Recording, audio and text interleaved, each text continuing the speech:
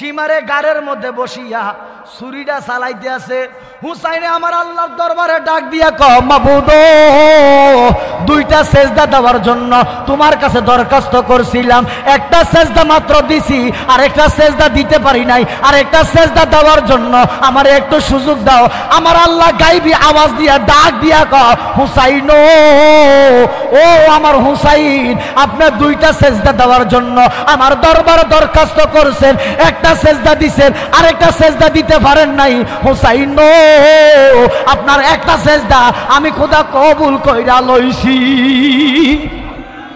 আমার আল্লাহ ডাক দিয়া কয়, হুসাইন আপনি একটা সেজদা দিছেন, আরেকটা দিতে পারেন নাই, তবে আরেকটা দিবেন, এখন দিতে হবে না, কাল হাশরের ময়দানে আমি খোদা যখন কুরসির মধ্যে বসবো, বাকি সেজদা কোটি কোটি মানুষের সামনে আমি খোদার কুদরতি কদমে আদায় কইরা লইয়ে। বাবা হুসাইনের গলার মধ্যে ঘাড়ের মধ্যে ছুরি চালাইয়া বাবা হুসাইনকে শহীদ করলো। বাবা হুসাইনের হাতটারে আলাদা করে ফেলাইছে, ফাওগুলারা আলাদা করে ফেলাইছে, দেহটারে টুকরা টুকরা করে ফেলাইছে। এই দাড়িওয়ালা টুপিওয়ালা ফাঁকরিওয়ালা মুনাফিকরা, এই মুনাফিকরা এখনো আছে, কিয়ামত পর্যন্ত থাকবে। কথা বলেন। এই জায়গার মধ্যে শুধু শেষ না, বাবা হুসাইনকে জবাই করি গর্দানটা, এই গলা মোবারকটা, কেল্লা মোবারকটা আলাদা করিয়া বল্লমের আগার মধ্যে এইভাবে লাগাইয়া তারা এটা নিয়ে আনন্দ করছে, ফুর্তি করছে, তারা মস্কারি করছে, টিটকারি মারছে। জোরে কর নাউজুবিল্লাহ। আরে তোরা কার মারছ? কার গলায় ছুরি চালাইছ? তিনি তো আর কেউ না, আমার দয়াল নবীর কলিজার টুকরা হুসাইন। তিনি বলেন জান্নাতের যুবকদের সর্দার, যার সামনে দিয়ে জান্নাতে যাওয়ার জন্য আশা করস। সুবহানাল্লাহ। কথা কন না কন। যার সামনে দিয়ে জান্নাতে যাওয়ার জন্য আশা করস, তার গলার মধ্যে তোরা ছুরি চালাইছ। এই জমানার মধ্যে তোরা থাকি এখনো হুসাইনকে খারাপ বলস, এজিদাকে ভালো বলস। মনে রাখবি বাবা হুসাইনকে আমরা ভালোবাসি, আমরা হুসাইনের সাথে জান্নাতে যাব। তোরা এজিদাকে ভালোবাসস, তোরা এজিদার সাথে জাহান্নামে যাবি। কথা বলেন ঠিক কিনা? মা ফাতেমা ডাক দিয়া কর, নবী গো জানতে পারলাম, বুঝতে পারলাম আমার কলিজার টুকরা হুসাইনকে বিষ খাবাইয়া শহীদ কইরা দিব। ইয়া রাসূলুল্লাহ, নবী গো আমার হুসাইনকে কেন গলার মধ্যে চুমা দিলেন? নবী আমার ডাক দিয়া কয়, ফাতেমা গো, ও ফাতেমা, হাসাইনের চেয়ে হুসাইনের কষ্টটা আরো বেশি। ফাতেমা জানতে চাইও না, শুনতে চাইও না, সহ্য করতে পারবা না, কলিজা ফাইটা যাইব। আমি মুস্তাফার কলিজা ফাইটা যায় যখন আমি আমার হুসাইনের দিকে নজর করি।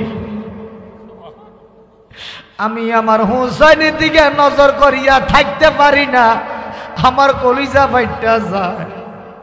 কয় ইয়া রাসূলুল্লাহ, ইয়া হাবিবাল্লাহ, নবী গো যদি আমার কাছে না বলেন তাহলে আমি দুনিয়াতে আর বেঁচে থেকে লাভ হবে কি? আমার তো কলিজা এখনে ফাইটা যাইতেছে। ইয়া রাসূলুল্লাহ, নবী গো না শোনার কারণে কষ্টটা আরো বেশি পাবো, একটু বলেন, মনটার একটু হালকা কইরা ফালাই। আল্লাহু আকবার। নবী আমার চোখের পানি বাড়াইয়া বাড়াইয়া কান্দে, হুসাইনের চেহারার দিকে নজর করিয়া নবী আমার কান্দে। বলেন তো, কোন মা যদি জানে তার সন্তান আগামীকালকে মারা যাইব, ওই মাটার আর কি ভাত খাইতে মন চাইবনি? কোন বাবা যদি জানে তার সন্তান আগামীকালকে মারা যাইব, ওই বাবা আর ঘুমাইতে পারব না। বাজানো কিচ্ছা কাহিনী না, কোরআন হাদিসের কথা। হুসাইনকে এমন ভাবে শহীদ করব, পৃথিবীর ইতিহাসে এমন কাজ আর ঘটে নাই। নবী আমার কান্দে, হুসাইন কান্দে, ফাতেমা কান্দে। কঠিন সময় আইব, আমার নাতি হুসাইনকে এমন কষ্ট দিব, হুসাইনে এমন কষ্ট পাইব আমি দয়াল নবী বলতে পারতেছি না। ইয়া রাসূলুল্লাহ দয়া করে বলেন, ইয়া হাবিবাল্লাহ দয়া করে বলেন। নবী আমার ডাক দিয়া কও, ফাতেমা গো, তখন রাজত্ব থাকবো এজিদের হাতে, ক্ষমতা থাকবো এজিদের হাতে। এক পক্ষ হুসাইনকে মানে, আরেক পক্ষ এজিদকে মানে। নাউজুবিল্লাহ কন্যা, এক পক্ষ হুসাইনের রাজত্ব মানে, হুসাইনের ক্ষমতা মানে, হুসাইনের বায়াত মানে, আরেক পক্ষ এজিদারে মানে। এজিদের যারা এজিদকে মানে না, এজিদ বাহিনী তাদেরকে হত্যা করে, তাদেরকে মাইরা ফালাইতেছে, শহীদ কইরা দিতেছে। কুফা নগরবাসী কুফা থেকে ইমাম হুসাইনের কাছে 1200 থেকে 1500 সিটি কুফা নগর থেকে আসছে। আল্লাহু আকবার। সিটির মধ্যে লেখছে, হুসাইন হে হুসাইন, দয়া করে আপনি আমাদের কুফা নগরে আসেন, আমরা আপনার কাছে বায়াত নিতে চাই, আমরা আপনাকে মানব। আমরা এজিদের রাজত্ব মানি না, এজিদের ক্ষমতা আমরা মানি না, এজিদের কাছে আমরা বায়াত নেব না। বায়াত হইল দুই প্রকার। কয় প্রকার?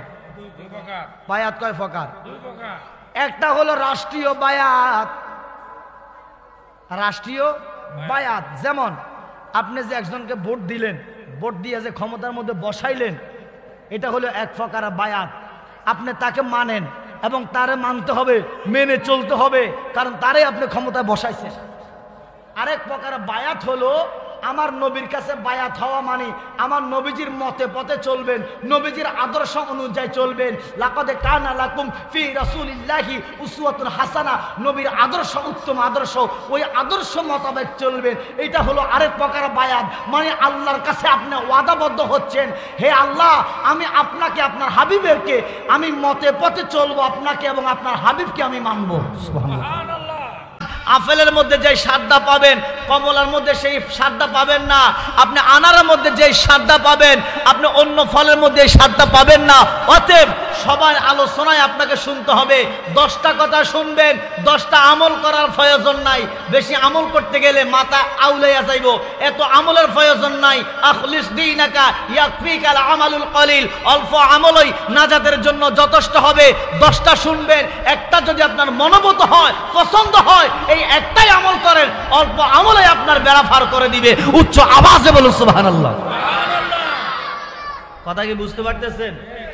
আমি সারা রাত্র নফল নামাজ পড়লাম, 1 রাকাত নফল নামাজ আল্লাহ কবুল করে নাই। এই নফল নামাজের দাম আছে? আর আমি যদি 2 রাকাত নফল নামাজ পড়ি, সারা রাত্র না পড়ে 2 রাকাত নফল নামাজ পড়লাম ঠান্ডা মাথায়, সময় নিয়ে আমার মাওলা সন্তুষ্টির জন্য, আর আমার আল্লাহ যদি এই 2 রাকাত নামাজের প্রতি যদি আল্লাহ খুশি থাকেন, আর এই 2 রাকাত যদি কবুল হয়, আল্লাহ চাইলে 2 রাকাতের বদলি 100 রাকাত নফলের সওয়াব দিতে পারে। উচ্চ আওয়াজে বলুন সুবহানাল্লাহ। পারেনি? পারেনি? হইয়ারে মন সরল, সারিয়া দিলের গরল, নামাজ রোজা বন্দা কর রে। হইয়ারে মন সরল, সারিয়া দিলের গরল, নামাজ রোজা বন্দা কর রে। আরে থাকিলে কুসুরি পাবি না মজুরি, থাকিলে কুসুরি পাবি না মজুরি, ওয়াল দোজকে তোর বাড়ি রে। হইয়ারে মন সরল, সারিয়া দিলের গরল, নামাজ রোজা বন্দা কর রে। হইয়ারে মন সরল, সারিয়া দিলের গরল, নামাজ রোজা বন্দা কর রে। মারহাবা কন্যা।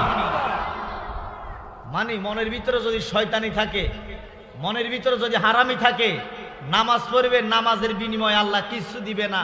আর মনের ভিতরে যদি কোনো শয়তানি বদমাশি যদি না থাকে, আপনি যদি আমার মাওলা সন্তুষ্টির জন্য নামাজ পড়েন, আল্লাহর কসম একটা সেজদা দিচ্ছেন, আর একটা সেজদা দেওয়া লাগবে না। এই একটা সেজদার আল্লাহর দরবারে কবুল হয়ে গেলে এটার উসিলায় আল্লাহ আপনার বেড়া পার করে দিবে। জোরে বলুন সুবহানাল্লাহ।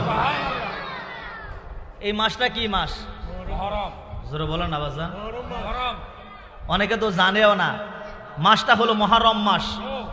আরবি মাস শুরু হয় মুহররম দিয়ে, শেষ হয় জিলহজ মাস দিয়ে। কথা বলেন ঠিক কিনা? আমরা অনেকে জানি না, আমরা মুসলমানের সন্তান, আমরা মুসলমান, অথচ আমরা আরবি মাস জানি না।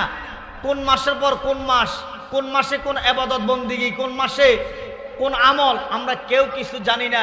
কিন্তু আমরা ইংরেজি 12 মাসের নাম সবাই জানি।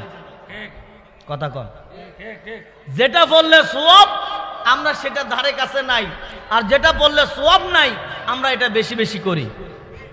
কথা বলেন ঠিক নেই? যেমন সিনেমা চাইলে সওয়াব আছে, কেন মা কথা কন না কা?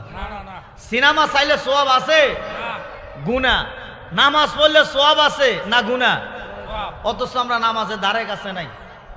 যেটা দেখলে গুনাহ আমরা এটা বেশি করে করি, যেটা করলে সওয়াব আমরা এটা ধারে কাছে নাই। মা বাবার খেদমত, মা বাবাকে ভালোবাসলে সওয়াব আছে, জান্নাত পাওয়া যায়, আমরা এটা ধারে কাছে নাই।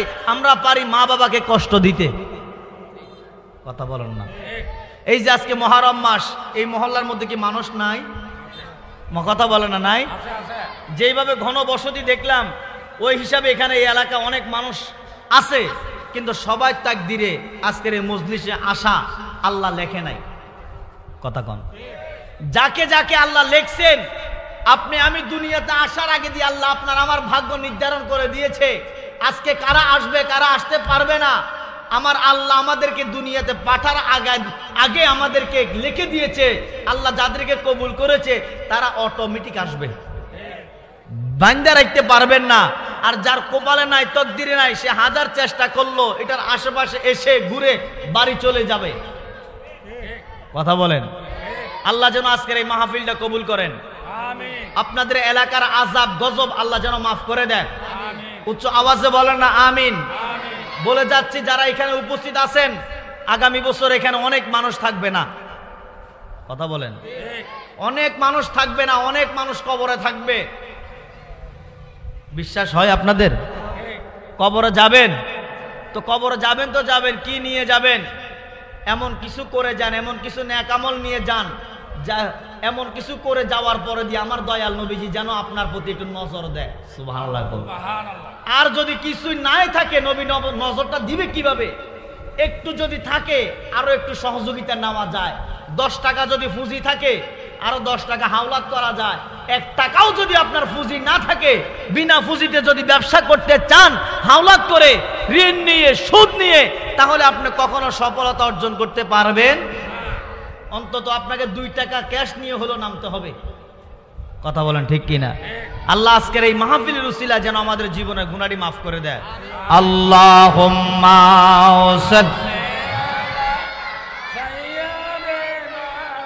মাওলানা মুহাম্মদ ওয়া আলা আলি সাইয়্যিদিনা। আমরা সবাই গুনাহগার গো, নবীজি আপনায় ছিলাম না, সেই কারণে রোজ হাসরে আমাদেরকে বইলেন না।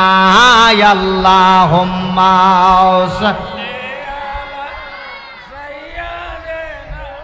মাওলানা মুহাম্মদ ওয়া আলা আলি সাইয়্যিদিনা। একবার মোহাব্বত করে বলি আলহামদুলিল্লাহ। আল্লাহ শুকরিয়া তান আদায় করে উচ্চ আওয়াজে জবানটা খুলে বলি আলহামদুলিল্লাহ। বলেন না ইয়া রাসূলুল্লাহ, এবার বলেন ইয়া হাবিবাল্লাহ, এবার মোহাব্বত করে বলেন ইয়া ওয়ালি আল্লাহ। আমার জান মদিনা, আমার প্রাণ মদিনা, আমার জান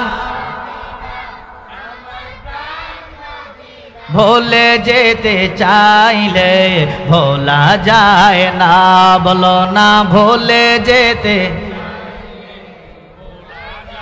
আমার জান মদিনা, আমার প্রাণ মদিনা, আমার জান ভুলে যেতে চাইলে ভোলা যায় না। বলো না ভুলে যেতে চাইলে। মদিনার স্মৃতিগুলো ভাবি বারে বার, কবে আমি দেখা পাবো রওজা তোমার। আল্লাহু আকবার বলেন। মদিনার স্মৃতিগুলো ভাবি বারে বার, কবে আমি দেখা পাবো রওজা তোমার। প্রিয় নবী শুয়ে আছেন সোনার মদিনা, বলো না প্রিয় নবী শুয়ে আছেন সোনার মদিনা। মদিনা জান মদিনা, মদিনা প্রাণ মদিনা, মদিনা জান মদিনা, মদিনা পান মদিনা। ভুলে যেতে চাইলে ভোলা যায় না, বলো না ভুলে যেতে। আমার জান মদিনা, আমার প্রাণ মদিনা, আমার জান মদিনা। ভুলে যেতে চাইলে ভোলা যায় না, বলো না ভুলে যেতে। একবার বলেন মারহাবা। তাহলে মাসটা কি মাস? মুরব্বী বাবারা জবানটা খুলে বলেন কি মাস? মাসটা হলো মুহররম মাস। আরবি মাস শুরু হয় মুহররম দিয়া, শেষ হয় জিলহজ মাস দিয়া। আরবি মাসের বছর শুরু হয় মুহররম দিয়া। আমার আল্লাহ রাব্বুল আলামিন দুনিয়া যখন সৃষ্টি করেছেন মুহররমের 10 তারিখ শুক্রবারে সৃষ্টি করেছেন। কিয়ামত যখন করবেন মুহররমের 10 তারিখ শুক্রবার কিয়ামত করবেন। উচ্চ আওয়াজে কন্যা সুবহানাল্লাহ। নবী আমার একটা ডাক দিয়া কয়, উম্মত রে, ও আমার উম্মত, মাহে রমজানের পরে যদি তোমরা রোজা রাখতে চাও, মাহে রমজানের পরে যদি তোমরা বেশি আমল করতে চাও, যদি বেশি রোজা রাখতে চাও, তাহলে তোমরা মুহররম মাসে রোজা রাখো। সুবহানাল্লাহ। এই মুহররম মাসে রোজা রাখলে লাভ আছে। এই মুহররম মাসের অনেক ফজিলত। নবী আমার মক্কা থেকে যখন মদিনা গেল, মদিনা যাইয়া দেখে ইহুদিরা মুহররমের 10 তারিখ রোজা রাখে। মুহররমের কত তারিখ? মুহররমের 10 তারিখ রোজা রাখে। নবী আমার ইহুদিদেরকে প্রশ্ন করলেন, তোমরা রোজা রাখো কেন? মুহররমের 10 তারিখ তোমরা কিসের রোজা রাখো, কেন রোজা রাখো? ইহুদিরা ডাক দিয়া বলে, আমরা মুহররমের 10 তারিখ রোজা রাখি। এই দিনে ফেরাউনরে আল্লাহ ধ্বংস করছে। মুসা আলাইহিস সালাম সহকারে, ওনার বাহিনী সহকারে যারা ছিল, আল্লাহ তাদেরকে রক্ষা করছে। এই শুকরিয়াটা আদায় করে আমরা রোজা রাখি। আমার নবী একটা ডাক দিয়া কয়, ইহুদিরা রে, তোমরার চেয়ে মুসা নবী, আমরা মুসা নবীর আরো বেশি ভালোবাসি, আমরা হকদার দাবিদার আরো বেশি। সুবহানাল্লাহ। তোমরা চেয়ে আমরা তো আরো হকদার দাবিদার বেশি, আমরা তো আরো বেশি ভালোবাসি। আমার নবী মুহররমের 10 তারিখ রোজা রাখা আরম্ভ করছে। এবার ইহুদিরা টিটকারি মারে, আমরা যেই দিন রোজা রাখি মুহাম্মদও সেই দিন রোজা রাখে। নাউজুবিল্লাহ। কোন নবী আমার ডাক দিয়া কয়, সাহাবীরা রে, ও আমার সাহাবীরা, আল্লাহ যদি আমারে আগামী বছর, আল্লাহ যদি আমাকে আগামী বছর হায়াত দেয়, আগামী বছর যদি আমি বেঁচে থাকি, তাহলে মুহররম মাসের 9 তারিখ 10 তারিখ আমি আরো একদিন রোজা বাড়াইয়া রাখবো। সুবহানাল্লাহ। নবী আমার সাহাবায়ে কেরামকে আদেশ করলেন, তারা তো মুহররমের 10 তারিখ রোজা রাখে, এর আগেও রাখে না, পরেও রাখে না। তোমরা আগামী থেকে মুহররমের 9 তারিখ 10 তারিখ তোমরা আরো একদিন রোজা বাড়াইয়া রাখবা, তাহলে তাদের সাথে আর আমাদের মিল হবে, বেমিল হয়ে যাবে। বলেন আমরা মুসা নবীর ভালোবাসি কিনা? বাজান এত ডিস্টার্ব করেন না আপনারা। আমি কিন্তু মুসাফির মানুষ, চলে যাব, আমারও সময় ঘনিয়ে আসতেছে চলে যাবার। আমি আবার ট্রেন মিস করে ফেলবো। আমাকে টাইম দিয়েছে, টাইম মতো আমি আলোচনা শেষ করে বিদায় নেব। বাজার আল্লাহ দোহাই লাগে, এদিকে আর আসার দরকার নাই। কেউ যদি না খায় আমার ওয়াজের ফরজ আইয়া খাইব। এই পর্যন্ত আমার লগে সময় দেখ। আর জালালি এমনও হইতে পারে হাসর ময়দানে একই সামিয়ানার তলে আল্লাহ আমরা কবুল করতে পারে। কথা কন না কা আল্লাহর কসম, আমার নবী বলে দুনিয়াতে যার সাথে যার ভালো সম্পর্ক হাসর ময়দানে তার সাথে হাসর নসর হবে। সুবহানাল্লাহ কইতেন না? দুনিয়াতে যদি আপনি একজন ইমানদারের সাথে সম্পর্ক রাখতে পারেন, আল্লাহওয়ালার সাথে সম্পর্ক রাখতে পারেন, হাসর ময়দানে তাদের সাথে হাসর নসর হবে। দুনিয়াতে যদি কোনো চোরের সাথে, বাটপাড়ার সাথে, জিনাখোরের সাথে, মদখোরের সাথে, খারাপ মানুষের সাথে সম্পর্ক থাকে, হাসর ময়দানে তাদের সাথে হাসর নসর হবে। ওই যে বেটারা এনে ছক্কা খেলে মনে হয়, ওই দেখছি ওই ছক্কা খেলে। কিরে ভাই কিতা খেলো? ছক্কা কিতা খেলো? বাবা তোমরা উঠিস উঠি একলে নিচে যাও না, বাড়ির যে ঘুমাও। হুজুরি এনে ওয়াজ করে, তোমরা খেলো ছক্কা। এই খেলা থেকে আস্তে আস্তে মানুষ জুয়ার দিকে ঢুকে। কথা কর না? হ্যাঁ, প্রথম স্টেজ। আস্তে আস্তে ছক্কা মারতে মারতে দুইজনে খেলতে খেলতে একদিন জুয়ার পর্যায়ে চলে যাবে। এখন বর্তমান সময় এই মোবাইলটা হলো আমাদের জন্য একটা গজব। কথা কর না? ইহুদি নাসারারা এটা আবিষ্কার করছে। আগে মানুষ ইবাদত বন্দেগী করতো, মোবাইল ছিল না, ছিল নি? এখন মানুষ নামাজে যখন যায় মোবাইলটা লগে করে নিয়ে যায়, আবার মাঝে মধ্যে পকেটে, নামাজের মধ্যে থাকা অবস্থায় পকেটে হাত দেয়, মোবাইল আসেনি। ওমা কথা কর না? তাহলে এই মোবাইলটা আমাদের জন্য নিয়ামত না, কিয়ামত, গজব। কারণ কি, যতটুকু উপকার হয় তার চেয়ে দ্বিগুণ ক্ষতি হয়। এই মোবাইলে বাইরে খারাপ কি চাইবেন সব আছে। ছোট ছোট বাচ্চারা যখন মোবাইলটা হাতে নেয়, আপনি ফেসবুকে ঢুকেন, ফেসবুকে যখন আপনি ঢুকেন কিছু আজে বাজে ছবি আসে, কিছু আজে বাজে অ্যাডভার্টাইজ আসে, আসেনিও। আপনি সাইলেন্টলি সরাইতে পারেন না, এটার একটা টাইম আছে, টাইম মতো শেষ হলে আপনার যাইব কি? কথা কন। এই মোবাইলটা যুব সমাজরা নষ্ট করছে। মাঝে মধ্যে খবরের মধ্যে দেখেন না, জুয়া খেলতে খেলতে বেটার ঘরে ভিড়া পর্যন্ত শেষ। আসেনিও। কেমনে যে খেলে মোবাইলে বাইরে, কিভাবে জুয়া খেলে, মোবাইলে টাকা ঢুকায় 1000 2000 করে ঢুকায় যে 10,000 20,000 ইনকাম করবে, কিন্তু এমন এক পর্যায়ে আসে তার হাজার হাজার লাখ লাখ টাকা চলে যায়। আল্লাহ আমাদেরকে জুয়া থেকে, খারাপ কাজকর্ম থেকে আল্লাহ আমাদেরকে হেফাজত করো। একবার বলেন না আমিন। যারা মুরব্বী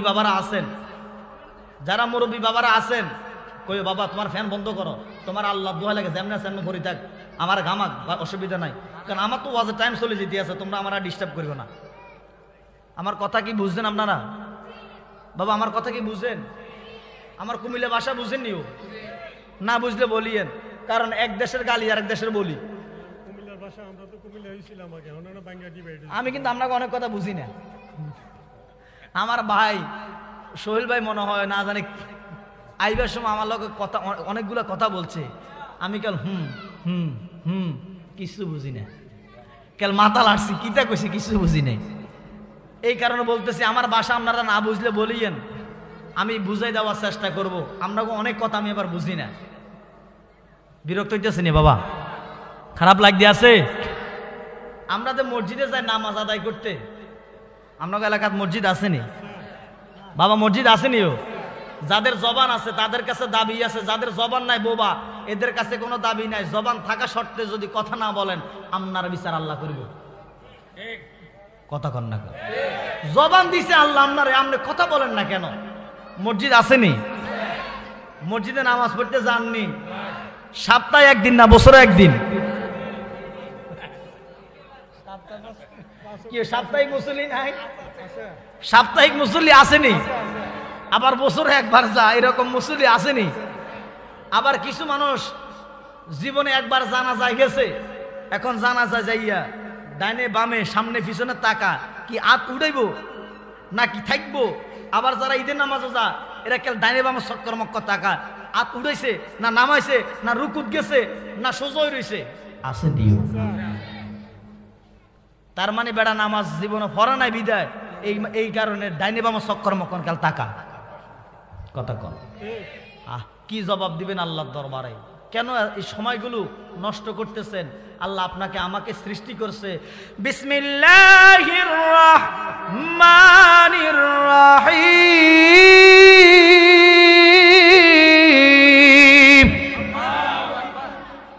ওয়া মা খালা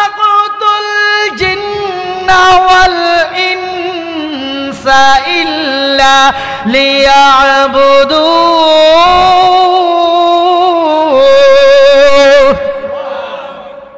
ঘোষণা কার? আল্লাহ জিনজাতকে মানুষ জাতকে আল্লাহ সৃষ্টি করছে আল্লাহর ইবাদত বন্দিগি করার জন্য। কথা কন না কর? আমরা কি সেই পরিমাণে ইবাদত বন্দিগি করি? আমরা আছি কে কখন কার পিছনে খুঁটা গাড়াইতে পারবো, কে কখন কার পিছনে বাঁশ দিতে পারবো। কিও এটা সত্য না মিথ্যা? আপনি যদি একটু ভালো চলেন আর একজন হিংসা মরি যায়, আপনি যদি ভালো খান আর একজন হিংসা মরি যায়, আপনার ছেলে যদি কোরআন হাফেজ হয় ভালো আলেম হয় আর একজন হিংসা মরি যায়। এটা হলো বাঙালির একটা স্বভাব। নিজেও বড় হবে না, অপরকেও বড় হতে দিবে না, এটার নাম হলো বাঙালি। কথা কন না? আজকেও কয়েকজন দোয়া করছে, আল্লাহ ভালো করে বৃষ্টি দাও, জট তুফান দাও। বৃষ্টি দেওয়ার মালিক কে? জোরে কন না কে? জট তুফান দেওয়ার মালিক কে? আবার বৃষ্টি নিয়ে যাওয়ার মালিক কে?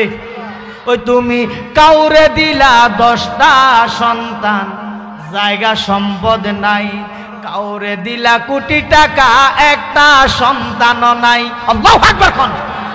তুমি কাউরে দিলা 10টা সন্তান, জায়গা সম্পদ নাই, কাউরে দিলা কোটি টাকা, একটা সন্তানও নাই। ওরে জায়গা সম্পদ কোটি টাকা ওরে দিলা বেশি করে, মরারে পরে কান্দে লইয়া কে নামাবে তোরে কবরে রে। রঙ্গের খেলা খেলছ মাওলা রে, ও মাওলা খেলা তোমার চমৎকার, নাফাকে মানুষ বানাইয়া মিলাইছ বাজার রে। রঙ্গের খেলা খেলছ মাওলা রে। আল্লাহু আকবার বলেন। দয়াল নবীজি আমার গরিব আসিল, ইহুদির দরবারে নবী কর্মের জন্য গেল, কিনা কর্ম করব গো আমার দয়াল নবী বলে, 70 বালতির পানির বদলা 3টা খরমা পাবে। আল্লাহু আকবার। 69 বালতি পানি যখন নবীজি উঠাইল, ওরে আসন দিতে রশি ছিড়া বালতি কুয়াতে গিরসলি রে। রঙের খেলা খেলছ মাওলা রে, ও মাওলা খেলা তোমার চমৎকার, নাফাকে মানুষ বানাইয়া মিলাইছ বাজার রে। রঙের খেলা খেলছ দয়াল রে। আল্লাহু আকবার বলেন। কারোর সন্তান দিছে আল্লাহ, কারোর দেয় নাই। আসেনি? কেউ সন্তান পাইয়া খুশি, আর কেউ সন্তান না পাইয়া আল্লাহর দরবারে ফরিয়াদ একটা সন্তানের জন্য। আর এই জীবনের দাম কি যদি একটা সন্তান না থাকে? মরে গেলে একটু কাদার মতো তো একটা মানুষ তো আমার থাকতে হবে। এমনও বাবা মা আছে লক্ষ লক্ষ টাকা খরচ করে পেরেছে একটা সন্তানের জন্য। কথা বলেন। আর যার ঘরের মধ্যে ভিটা নাই, ভিটা ভিটা বুঝেন, ঘর নাই যার, আল্লাহ তার 4-5টা রাজকন্যা দিয়ে দিছে, 4-5টা ছেলে মেয়ে দিয়ে দিছে, অথচ তার ঘরে ভিটা নাই। আর যার কোটি কোটি টাকা সম্পদ, আল্লাহ তার একটা সন্তানও দেয় নাই। সন্তান হলো আল্লাহর দেওয়া নিয়ামত। আল্লাহর দেওয়া কি নিয়ামত না কিয়ামত? সন্তান হলো আল্লাহর দেওয়া নিয়ামত। যাদের সন্তান আছে তারা একবার মহব্বত করে আল্লাহ যে সন্তান দিয়েছে এই শুকরিয়া আদায় করে বলি আলহামদুলিল্লাহ। আমার বাজান গভীর মনোযোগ, আমি মূল আলোচনার দিকে ঢুকতেছি। আগে খামির তৈয়ার করতেছি। খামির বুঝেননি? পরোটা বানানোর জন্য যে খামিরটা লাগে এটা আগে তৈরি করতে হয়। আটা দিতে হয়, পানি দিতে হয়, লবণ দিতে হয়, এরপরে যাইয়া আপনার পরোটা বানায়, এরপরে যায় পরোটা হয়।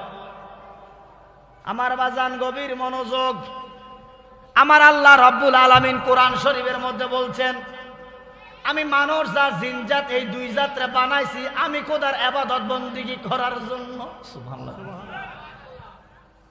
মানুষ বানানোর আগে দিয়ে আমার আল্লাহ জিনজাতরে বানাইলেন। কোন জাতরে? জিনজাতরে বানাইলেন।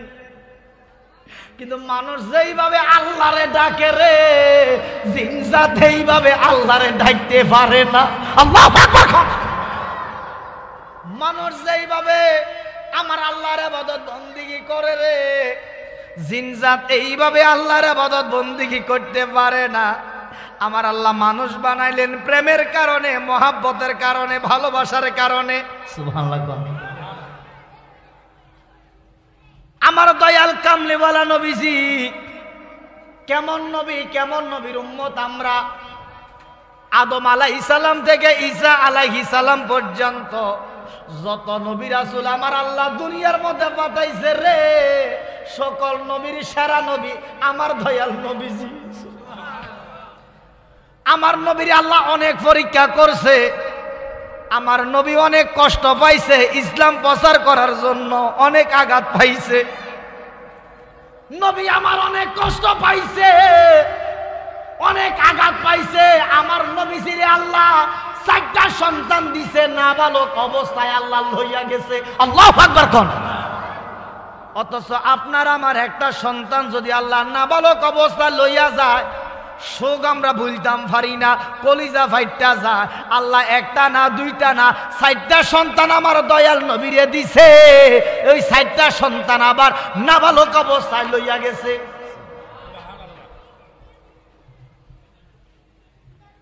আমার বাজান, আমার দয়াল কামলিওয়ালা নবীজি আমরারে কত ভালোবাসে। নবী আমার উম্মত ছাড়া জান্নাতের মধ্যে একটা কদম দিবে না। আল্লাহর কসম, দেখবেন হাসরের ময়দানে নবী আমার উম্মত ছাড়া জান্নাতে যাইতো না। যে নবী উম্মত ছাড়া জান্নাতে যাইতো না, যে নবী উম্মত উম্মত করে, আর আমরা সেই নবীর উম্মত হইয়া আমরা নবী চিনি না। কথা কন না কান। কোফাল ফোরা, কোফাল ফোরা আমাদের। কার দ্বারা চিনি? খালি মোল্লা চিনলি না, যার দ্বারা দুনিয়া সৃষ্টি আমরা তারা চিনি না। কথা বলেন ঠিক কিনা? এবার দেখেন আমার আল্লাহ কোরআন শরীফের মধ্যে কি বলে। মাসটা হলো মুহররম মাস। মুহররমের 10 তারিখ আল্লাহ দুনিয়া সৃষ্টি করেছে, আবার কিয়ামত করব। এই মুহররমের 10 তারিখে কারবালার ময়দানে বাবা হুসাইন নিজের বুকের তাজা রক্ত দিয়া ইসলাম জিন্দা হতা হা কারবালা কি বাদ, ইসলাম জিন্দা হয়েছে কারবালার ময়দানে বাবা হুসাইনের রক্তের বিনিময়। সুবহানাল্লাহ কোন। বাজান রে, কিতাবের মধ্যে লেখে পৃথিবীর ইতিহাসে এমন করুণ কাহিনী, এত কষ্টদায়ক ঘটনা পৃথিবীর ইতিহাসে আর ঘটে নাই। দুধের একটা বাচ্চা, দুধের বাচ্চার সাথে কারো শত্রুতা থাকে না, ঠিক নেই? আপনার সাথে আমার দুশ্মনী থাকে, শত্রুতা থাকে। দুধের বাচ্চার সাথে কারো শত্রুতা নাই। কারবালার ময়দানে আলী আসগরকে দুধের একটা বাচ্চাকে একটু পানি দিল না, তীর মেরে তারে শহীদ করে দিল। আল্লাহু আকবার কোন। বাবা হুসাইন কারবালার ময়দানে তারে গরুর মতো জবাই করিয়া দিছে। তাদের একটু দয়া হয় নাই, মায়া হয় নাই। তারা ছিল মুসলমান। তারা কি ছিল? এই কারণে কারবালার ময়দানে ইসলাম দুইটা ভাগে বিভক্ত হইয়া গেছে। একটা হলো হুসাইনি ইসলাম, আর একটা হলো এজিদা ইসলাম। বলেন আমরা হুসাইনি ইসলাম মানি না এজিদার ইসলাম মানি? জবানটা খুলে বলেন না। যতদিন পর্যন্ত দেহের মধ্যে প্রাণ আছে, জীবন আছে, জীবন যতদিন পর্যন্ত আছে, মৃত্যু কথা সত্য। গলার মধ্যে যদি ছুরি চালাইয়া দেয়, তারপরও বলবো আমরা হুসাইনের পক্ষের লোক। কথা বলেন, কথা বলেন। এবার আসেন, হুসাইনের পক্ষের লোক যদি আমরা হয়ে থাকি, আমাদের দাম আছে কি নাই? জোরে কর না। দাম কিভাবে আছে কোরআন এবং হাদিস দিয়ে আপনাদেরকে বুঝাচ্ছি। আমার আল্লাহ কোরআন শরীফের মধ্যে বলেন, সূরার নাম হলো সূরা শুরা, পারা নাম্বার 25, আয়াত নাম্বার হলো 23, পৃষ্ঠা নাম্বার হলো 487 নাম্বার পৃষ্ঠা। আমার আল্লাহ কোরআন শরীফের মধ্যে বলেন, বিসমিল্লাহির রহমানির রহিম, কুল লা আসআলুকুম আলাইহি আজরান ইল্লাল মাওয়াদ্দাতা ফিল কুরবা। জোরে কোন সুবহানাল্লাহ। আমার আল্লাহ কোরআন শরীফের মধ্যে বলেন, কুল লা আসআলুকুম আলাইহি, কুল লা আসআলুকুম আলাইহি আজরান ইল্লাল মাওয়াদ্দাতা ফিল কুরবা। হে হাবিব আপনি বলুন। কে বলে? কে বলে? আল্লাহ বলে, হাবিব আপনি বলেন, আপনার উম্মতের কাছে বলেন, আমার বান্দা বান্দির কাছে বলেন। নবী আমার বলতেছে, আমি তোমাদের নিকট রিসালাতের প্রচার, উপদেশ দান এবং সৎ পথ প্রদর্শন, আমি তোমাদের মাঝে রিসালাত প্রচার করেছি, সৎ পথ তোমাদেরকে আমি দেখাইয়া দিয়েছি। ইহদিনাস সিরাতাল মুস্তাকিম, কোন পথে গেলে আল্লাহরে পাওয়া যায় ওই পথটা পর্যন্ত তোমাদেরকে আমি দেখাইয়া দিছি। আমার নবী বলে, ও উম্মত, এত কিছু আমি তোমাদের জন্য করেছি। আমি রিসালাত প্রচার করেছি, সৎ পথ প্রদর্শন, আমি তোমাদেরকে সৎ পথ দেখাইয়া দিয়েছি। আমি তোমাদের কাছে কোনো কিছু চাই না, এর বিনিময় আমি আমার আহলে বায়াতের ভালোবাসা চাই। নবী আমার বলে, আমি আমার নিকটবর্তী আত্মীয় স্বজনের আহলে বায়াতের ভালোবাসা তোমাদের কাছে চাই। এত কষ্ট আমি তোমাদের জন্য করেছি, রিসালাত প্রচার করেছি, সৎ পথ তোমাদেরকে আমি দেখাইয়া দিয়েছি। ইহদিনাস সিরাতাল মুস্তাকিম, কোন পথে গেলে আল্লাহ পাওয়া যায়, কোন পথে গেলে নবী পাওয়া যায়, কোন পথে গেলে বেহেশত পাওয়া যায়, আমার নবীর সব পথ আমাদেরকে দেখাইয়া দিয়েছেন। নবী আমার বলে, বিনিময় তোমাদের কাছে কোনো কিছু চাই না, এর বিনিময় তোমাদের কাছে আমি আমার আহলে বায়াতের ভালোবাসা চাই। কিও বাজান, আমি যদি আপনার জন্য কিছু একটা উপকার করলাম, যে উপকারটা বিশাল বড় একটা উপকার আপনার জীবনে, তা আমি আপনাকে বলবো, ভাই আমি আপনার এত বড় একটা উপকার, এত বড় একটা কাজ করে দিলাম, আমার ডাইনে বামে কেউ নাই, আমি যদি চলে যাই আমার এই ছেলে মেয়েগুলো এতিম হয়ে যাবে, তাদেরকে একটু ভালোবাসিয়েন, তাদের মাথার উপরে ঢাল হয়ে থাকিয়েন। সুবহানাল্লাহ কইতেন না? আমার নবী বলে, উম্মত, আমি তোমাদের কাছে কিছু চাই না, আমি আমার আহলে বায়াতের, আমার আহলের ভালোবাসা চাই তোমাদের কাছে। সুবহানাল্লাহ। নবীর আহলে বায়াতের ভালোবাসা চেয়েছেন, সে আহলে বায়াতকে ভালোবাসার দরকার আছে না? জোরে বলেন, আছে না? এবার আহলে বায়াত কারা? আমার নবী বলে, আমার আহলে বায়াত হলো হাসাইন, হুসাইন, ফাতেমা, আলী, এরা হলো আমার আহলে বায়াত। সুবহানাল্লাহ বলেন। আমার নবী বলে, এদেরকে যারা ভালোবাসবে তারা যেন আমারে ভালোবাসলো। আল্লাহ আমার আহলে বায়াতকে যারা ভালোবাসে, তুমি খোদাও তাদেরকে ভালোবাসো। জবানটা খুলে একটু মহাব্বত করে বলে না সুবহানাল্লাহ।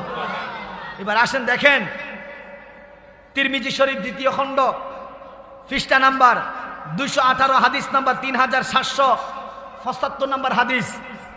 ক্বালা ক্বালা রাসূলুল্লাহি সাল্লাল্লাহু আলাইহি ওয়াসাল্লাম, হুসাইনু মিন্নি ওয়া আনা মিন হুসাইন, আহাব্বাল্লাহু মান আহাব্বা হুসাইনা, হুসাইনুন সিবতুন মিনাল আসবাত, রাওয়াহু তিরমিজি। উচ্চ আওয়াজে বলুন সুবহানাল্লাহ। আমার মদিনার কামলেওয়ালা নবী ইরশাদ করেন, হুসাইন আমি হতে আর আমি হুসাইন হতে। সুবহানাল্লাহ বলুন। হুসাইনু মিন্নি ওয়া আনা মিন হুসাইন, আমার নবী বলে, হুসাইন আমি হতে, আমি হুসাইন হতে। জোরে বলুন সুবহানাল্লাহ।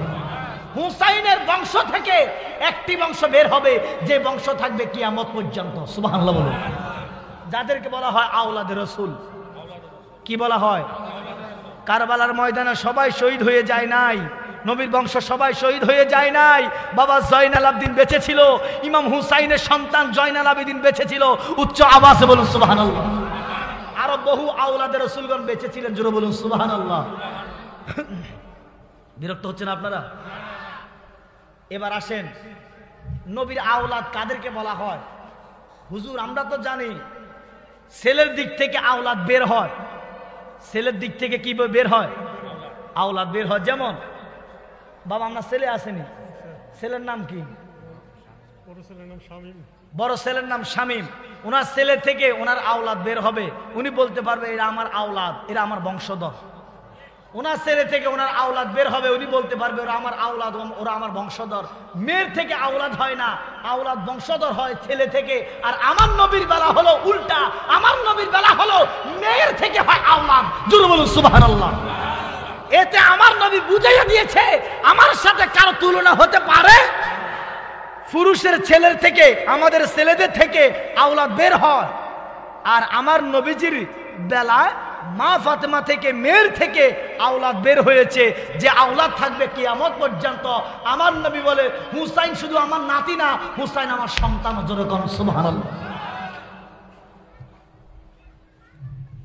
এবার যারা হুসাইনের গলায় ছুরি চালাইলো এরা কি হিন্দু? জবান খোলে বলেন না। খ্রিস্টান, ইহুদি, নাসারা, এরা দাড়িওয়ালা, টুপিওয়ালা, পাগড়িওয়ালা আপনার আমার মতো মুসলমান ছিল। কারবালার ময়দানে এরা আসর নামাজ আদায় করছিল, এরা ছিল নামদারি মুসলমান, মুনাফিক, বেঈমান। কথা বলেন ঠিক কিনা? আমার বাজান গভীর মনোযোগ। তিরমিজি শরীফ, মেশকা শরীফের মধ্যে হাদিস খানা আছে, পৃষ্ঠা নাম্বার 570। ক্বালা ক্বালা রাসূলুল্লাহ সাল্লাল্লাহু আলাইহি ওয়াসাল্লাম আল হাসান ওয়াল হুসাইন সাইয়্যিদা শাবাবি আহলিল জান্নাহ। রাওয়াহু তিরমিজি। হযরত আবু সাঈদ রাদিয়াল্লাহু তাআলা হতে বর্ণিত, তিনি বলেন আমার মদিনার কামলিওয়ালা নবী ইরশাদ করেন, হাসান হুসাইন হলো জান্নাতের যুবকদের সরদার। উচ্চ আওয়াজে বলেন সুবহানাল্লাহ। আমার নবী বলে আমার হাসান হুসাইন হলো জান্নাতের যুবকদের সরদার। বুড়োদের সরদার না যুবকদের? কথা কন না কেন? যুবকদের সরদার খাতুন জান্নাত মা ফাতেমা হলো নারীদের সরদারিনী। সুবহানাল্লাহ। এখন জান্নাতে যারা যাবে এদের বয়স কত থাকবে? এদের বয়স থাকবে 31 থেকে 33 বছরের ভিতরে। কত বছরের ভিতরে? 31 থেকে 33 বছরের ভিতরে এদের বয়স থাকবে। এই বয়সের লোকদেরকে কি বুড়া বলে না যুবক বলে? কথা কন না কেন? আমার আল্লাহ বলে যে এই লোকটা 200 বছর মারা যায়, 500 বছর মারা যায়, 100 বছর মারা যায়, ওই লোকটা যদি জান্নাতে যায় আমি খোদা তার বয়স বানাইয়া দিব 31 থেকে 33 বছরের ভিতরে। জোরে কোন সুবহানাল্লাহ। ওই যুবকদের সরদার থাকবে হাসাইন ও হুসাইন। উচ্চ আওয়াজে বলুন সুবহানাল্লাহ। যারা জান্নাতের যুবকদের সরদার, এই সরদার যারা, এদেরকে কষ্ট দিয়ে জান্নাতের আশা করবা। আল্লাহর কসম, নীল আকাশের নিচে কোন ব্যক্তি তোমাকে বলতে পারবে তুমি জান্নাতে যাবে, এই কথা কেউ বলতে পারবে? বাবা হাসাইনকে ভালোবাসো, হুসাইনকে ভালোবাসো, কারণ এদেরকে তো আল্লাহ ভালোবাসে। সুবহানাল্লাহ। আমার বাজান গভীর মনোযোগ, অন্তরের কান লাগান। আমার দয়াল কামলিওয়ালা নবীজি মসজিদে নববীর মধ্যে সাহাবায়ে কেরামরে লইয়া আলোচনা করে। কারো লইয়া? সাহাবায়ে কেরামরে লইয়া আলোচনা করে। এই যে আমি এখন আলোচনা করতেছি, আপনারা শুনতেছেন। আমার দয়াল নবীজি সাহাবায়ে কেরামরে লইয়া আলোচনা করে।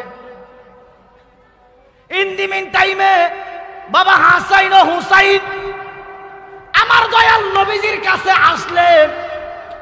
হাসাইনে নবীজির ডান পাশে উরাক মুবারকের মধ্যে বসলেন, হুসাইনে বাম পাশে উরাক মুবারকের মধ্যে বসলেন। সুবহানাল্লাহ। নবীজির দাড়ি মুবারক ধরিয়া এইভাবে টানাটানি করে। দাড়িগুলারে 2 ভাগ করছে, 2 ভাগ করিয়া টানাটানি করে। 2 ভাগ করিয়া 1 ভাগ হাসাইনে টানে, আর 1 ভাগ হুসাইনে টানে। হাসাইনে ডাক দিয়া কয়, নানা ভাই, ও নানা ভাই, আমি তো আপনার বড় নাতি হাসাইন, আগে আপনি আমার কথা শুনেন। হুসাইনে ডাক দিয়ে বলে, না নানা ভাই, আমি তো আপনার ছোট নাতি, আদর নাতি, আমি হুসাইনের কথাটা আগে শুনেন। দুইজনে কি নাতি? দুইজনে কি? আমরা নাই নাত করে আসেনি, দাড়ি দাড়ি টানিনি, মহাব্বত, ভালোবাসা। কথা কন না কা? আচ্ছা, এই যারা আছেন কার কার নাই নাত করে আছে? হাত তোলা দেন। ওরা হুলাইনে হাত তোলা দিছে কি? আর হুলাইনে হাত তোলা দিছে কি? হুলাইন ধরো বিয়ে করে না। যাদের নাই নাত করে আছে হাত তোলা দেন। আমার নাই, আমি তোলা দিলাম কি? আপনারা তোলা দেন। আমরা নাই নাত করে আসেনি তো আর তোলা দেন না আপনারা? শাকির তোমার আসেনি? আচ্ছা এবার আপনারা একটা সত্য করে বলেন তো, আপনার ছেলে মেয়ের থেকে নায়নাতুর প্রতি ভালোবাসা কম না বেশি? ওমা কথা কন না, গাও ছেলে মেয়ের চেয়ে নায়নাতুর প্রতি ভালোবাসাটা বেশি না? একটা বা চিন্তা করছেন, আল্লাহ ছেলে মেয়ে তো এটা আমার রক্তের, নায়নাতকে তো এটা ফরে, কথা কন না। তো আমার ছেলে মেয়ের চেয়ে আমার নায়নাতকুর প্রতি এত ভালোবাসা কেন? একটাবার নিজেরে প্রশ্ন করে দেখছেন যে ভালোবাসা কই থেকে আসছে? আল্লাহর কসম এই ভালোবাসা তো এই ভালোবাসাতে আমার মদিনার কামলিওয়ালা নবীর কাছ থেকে আসছে। এরা আমার আওলাদ। আমার নবী বলে কিয়ামত পর্যন্ত আমার উম্মতেরা নায়নাতকুরকে বেশি ভালোবাসবে, এদের প্রতি ভালোবাসা বেশি থাকবে। তো হাসাইনের এই দাড়িগুলা দুই ভাগ করিয়া হাসাইনে এক ভাগ দড়ি টানে, হুসাইনে আরেক ভাগ দড়ি টানে। মহব্বত ভালোবাসারই দোনোজন ছোট। হাসাইনে ডাক দিয়া কয় নানা ভাই আগে আমার কথা শুনেন, হুসাইনে ডাক দিয়া কয় নানা ভাই আগে আমার কথা শুনেন। টানতে টানতে আমার নবীজি 3 গাছ দাড়ি মোবারক এভাবে হাতের মধ্যে চলে আসছে। আমার নবীজি একটু ব্যথা পাইছে। আল্লাহু আকবার কোন নবীজি আমার ব্যথা পাইয়া মুখটা কালো করে ফেলাইছে। দাড়ি দড়ি টান দিলে ব্যথা পাওয়া যায়, চুল দড়ি টান দিলে ব্যথা পাওয়া যায়। বাবা কথা কন না, কা নবীজি একটু মুখটা কালো করে রাখছে। কি নায়নাতকুরের সামনে যদি মুখ কালো করে রাখেন, নায়নাতকুর একটু ভয় পাইয়া দূরে সরে যাবে, কথা কন না। আমার আল্লাহ ডাক দিয়া কয় জিবরাইল, ফামার আল্লাহ জিবরিল আইয়ানজালা সারিয়া জিবরাইল সিদরাতুল মুনতাহার বসা থাইকো না, যাও যাও আমার বন্ধু মুস্তাফার কদমে যাও, আমার বন্ধু মুস্তাফারে সালাম জানাইয়া দাও। আমার বন্ধু হাসান হুসাইনের সামনে মুখটা কালো কইরা বসা রইছে। হাসান হুসাইন জানে না, অবুঝ। নানা ভাইয়ের দাড়ি ধরিয়া টানছে, নানা ভাই একটু ব্যথা পাইছে। আমার বন্ধুর কও না নাতিদের সামনে যেন মুস্কি হাসি দেয়। এরে জিবরাইল, আমি তো হাসান হুসাইনরে ভালোবাসি। হাসান হুসাইনের সামনে যদি মুখটা কালো কইরা বন্ধু আমার থাকে, হাসান হুসাইন ভয় পাইয়া যাইব, দূরে সরিয়া যাইব। কাল ফুলসে রাতের ফলের মধ্যে আমার বন্ধুর উম্মতেরা যখন ওই ফুলসে রাতের ফলের মধ্যে উঠবো, তারাও এইরকম ভয় পাইয়া, তারা ভয় পাইয়া ফুলসে রাতের ফুল থেকে ফরিয়া যাইব। আল্লাহু আকবার কর। কিও আপনি যদি ভয় পান, ধরেন বাজারে যাইতেছেন রাতের 12টা-1টা বাজে, কেউ নাই, হঠাৎ করি কিছু একটা আওয়াজ শুনি একটু ভয় পাইছেন, আপনারা সামনে অগ্রসর হইতে মন চাইতো না, ভয় লাগবে ভিতরে, কথা কোন। জিবরাইলে আমার দয়াল নবীর কদমে হাজির। নবীরে সালাম দিলেন, আসসালাতু ওয়াসসালামু আলাইকা ইয়া রাসূলুল্লাহ, আসসালাতু ওয়াসসালামু আলাইকা ইয়া হাবিবাল্লাহ। নবী গো, এই মুহূর্তে আমার আল্লাহ আপনারে সালাম দিছে আর বইলা দিছে হাসান হুসাইনের সামনে মুস্কি একটা হাসি দিতেন। নবী আমার সঙ্গে সঙ্গে হাসান ও হুসাইন দুই নাতির সামনে মুস্কি মুস্কি হাসতেছে। বাজানো নবী আমার কি করলেন, হাসাইন রে টান দিয়া বুকের মধ্যে জড়াইয়া ধরলেন। কিছুক্ষণ আমার নবীজি হাসাইনের চেহারা দিকে তাকাইয়া রইলেন। আমার দয়াল কামলিওয়ালা নবী হাসাইন রে বুকের মধ্যে টান দিয়া হাসাইনের ঠোঁটের মধ্যে একটা সুমা দিলেন। সুবহানাল্লাহ। এবার হাসাইন রে একটু দূরে সরাইয়া দিলেন। ইমাম হুসাইন সাতক পাখির মতো এইভাবে তাকাইয়া রইছে। নবী আমার চোখের পানি পড়তেছে। নবীর কান্না দেখিয়া সাহাবাই কেরাম কাঁদছে। আমার বাজার, আমার দয়াল নবী হুসাইন রে টান দিয়ে বুকের মধ্যে জড়াইয়া জামিটারে এইভাবে আলগে দিয়া গলা মুবারকের মধ্যে একটা সুমা দিয়া দিলেন। দুইজনের প্রতি দুই রকম ভালোবাসা, দুইজনের প্রতি দুই রকম ভালোবাসা। একজনকে দিলেন ঠোঁটে, আরেকজনকে দিলেন গলায়। বলেন আমার নবী কি জানে না কি জানে না? কি ঘটবে আমার নবী জানে না? কিছু কিছু সময় জেনেও না জানার ভান ধরে থাকতে হয়। কথা বলেন। আপনি জানেন আগামীকাল বাজারে গেলে একটা ঝামেলা হবে, তারপর আপনি গেছেন কোনো একটা কারণে। আমার বাজার বাবা হুসাইন ছাতক পাখির মতো তাকাইয়া রইছে। হুসাইনের গলার মধ্যে যখন সুমা দিয়ে দিছে, হুসাইন আর দেরি করলেন না, চোখের পানি ফালাইয়া ফালাইয়া কানতে কানতে কানতে কানতে খাতুন জান্নাত মা ফাতেমার কাছে চলে গেলেন। সুবহানাল্লাহ। মায়ের কাছে যাইয়া কও, মা, ও নবীর বেটি ফাতেমা, মা গো মা, ও মা, বিয়াদবি ক্ষমা করেন গো মা, আপনার কাছে জানতে চাই আমি কি আমার নানা বাইরে ভালোবাসি না? আমি কি আমার নানা বাইরে কম ভালোবাসিনি? কয় না না না, তুমি তো তোমার নানা ভাইরে অনেক ভালোবাসো, তোমার নানা ভাইয়ের কলিজার টুকরা তুমি। হুসাইনে একটা ডাক দিয়া কয়, মা গো মা, তাহলে তোমার কাছে জানতে চাই আমি কি আমার নানা ভাইয়ের কোনো ক্ষতি করছিনি? কয় না। কয় আজকে মসজিদে নববীর মধ্যে তোমার বাবা আমার নানা মুস্তাফা, আমার দয়াল কামলিওয়ালা নবী, আমার নানা জান হাসাইনে ঠোঁটের মধ্যে চুমা দিছে, সবার সামনে আমার গলার মধ্যে কেন চুমা দিছে? এই ব্যাগ যদি না কইছ জীবন চলা যাইব, হুসাইনে মদিনাতে আর পানি খাইতো না।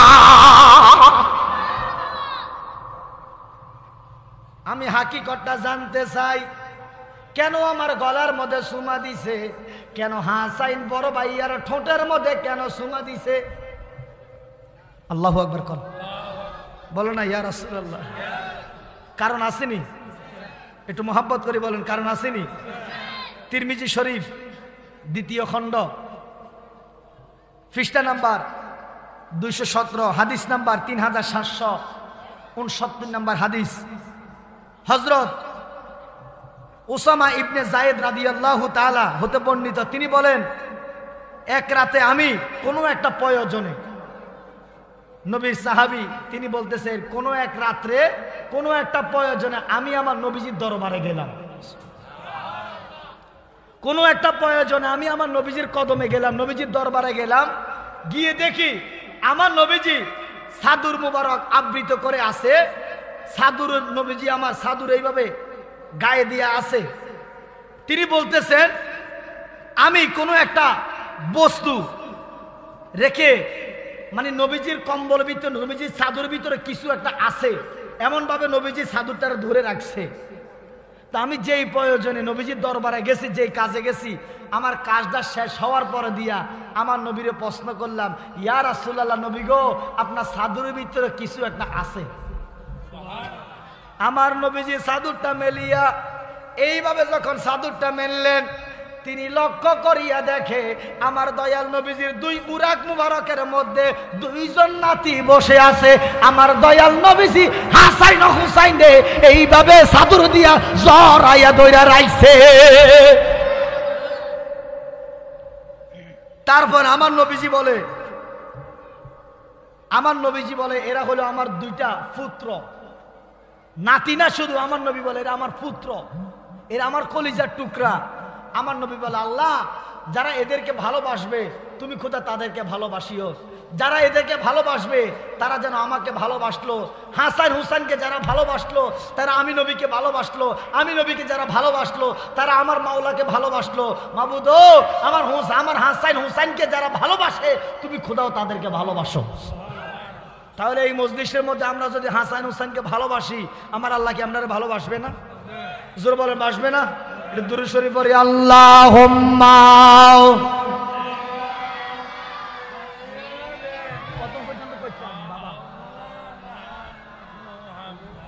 ওয়ালা আলে সাইয়্যিদিনা।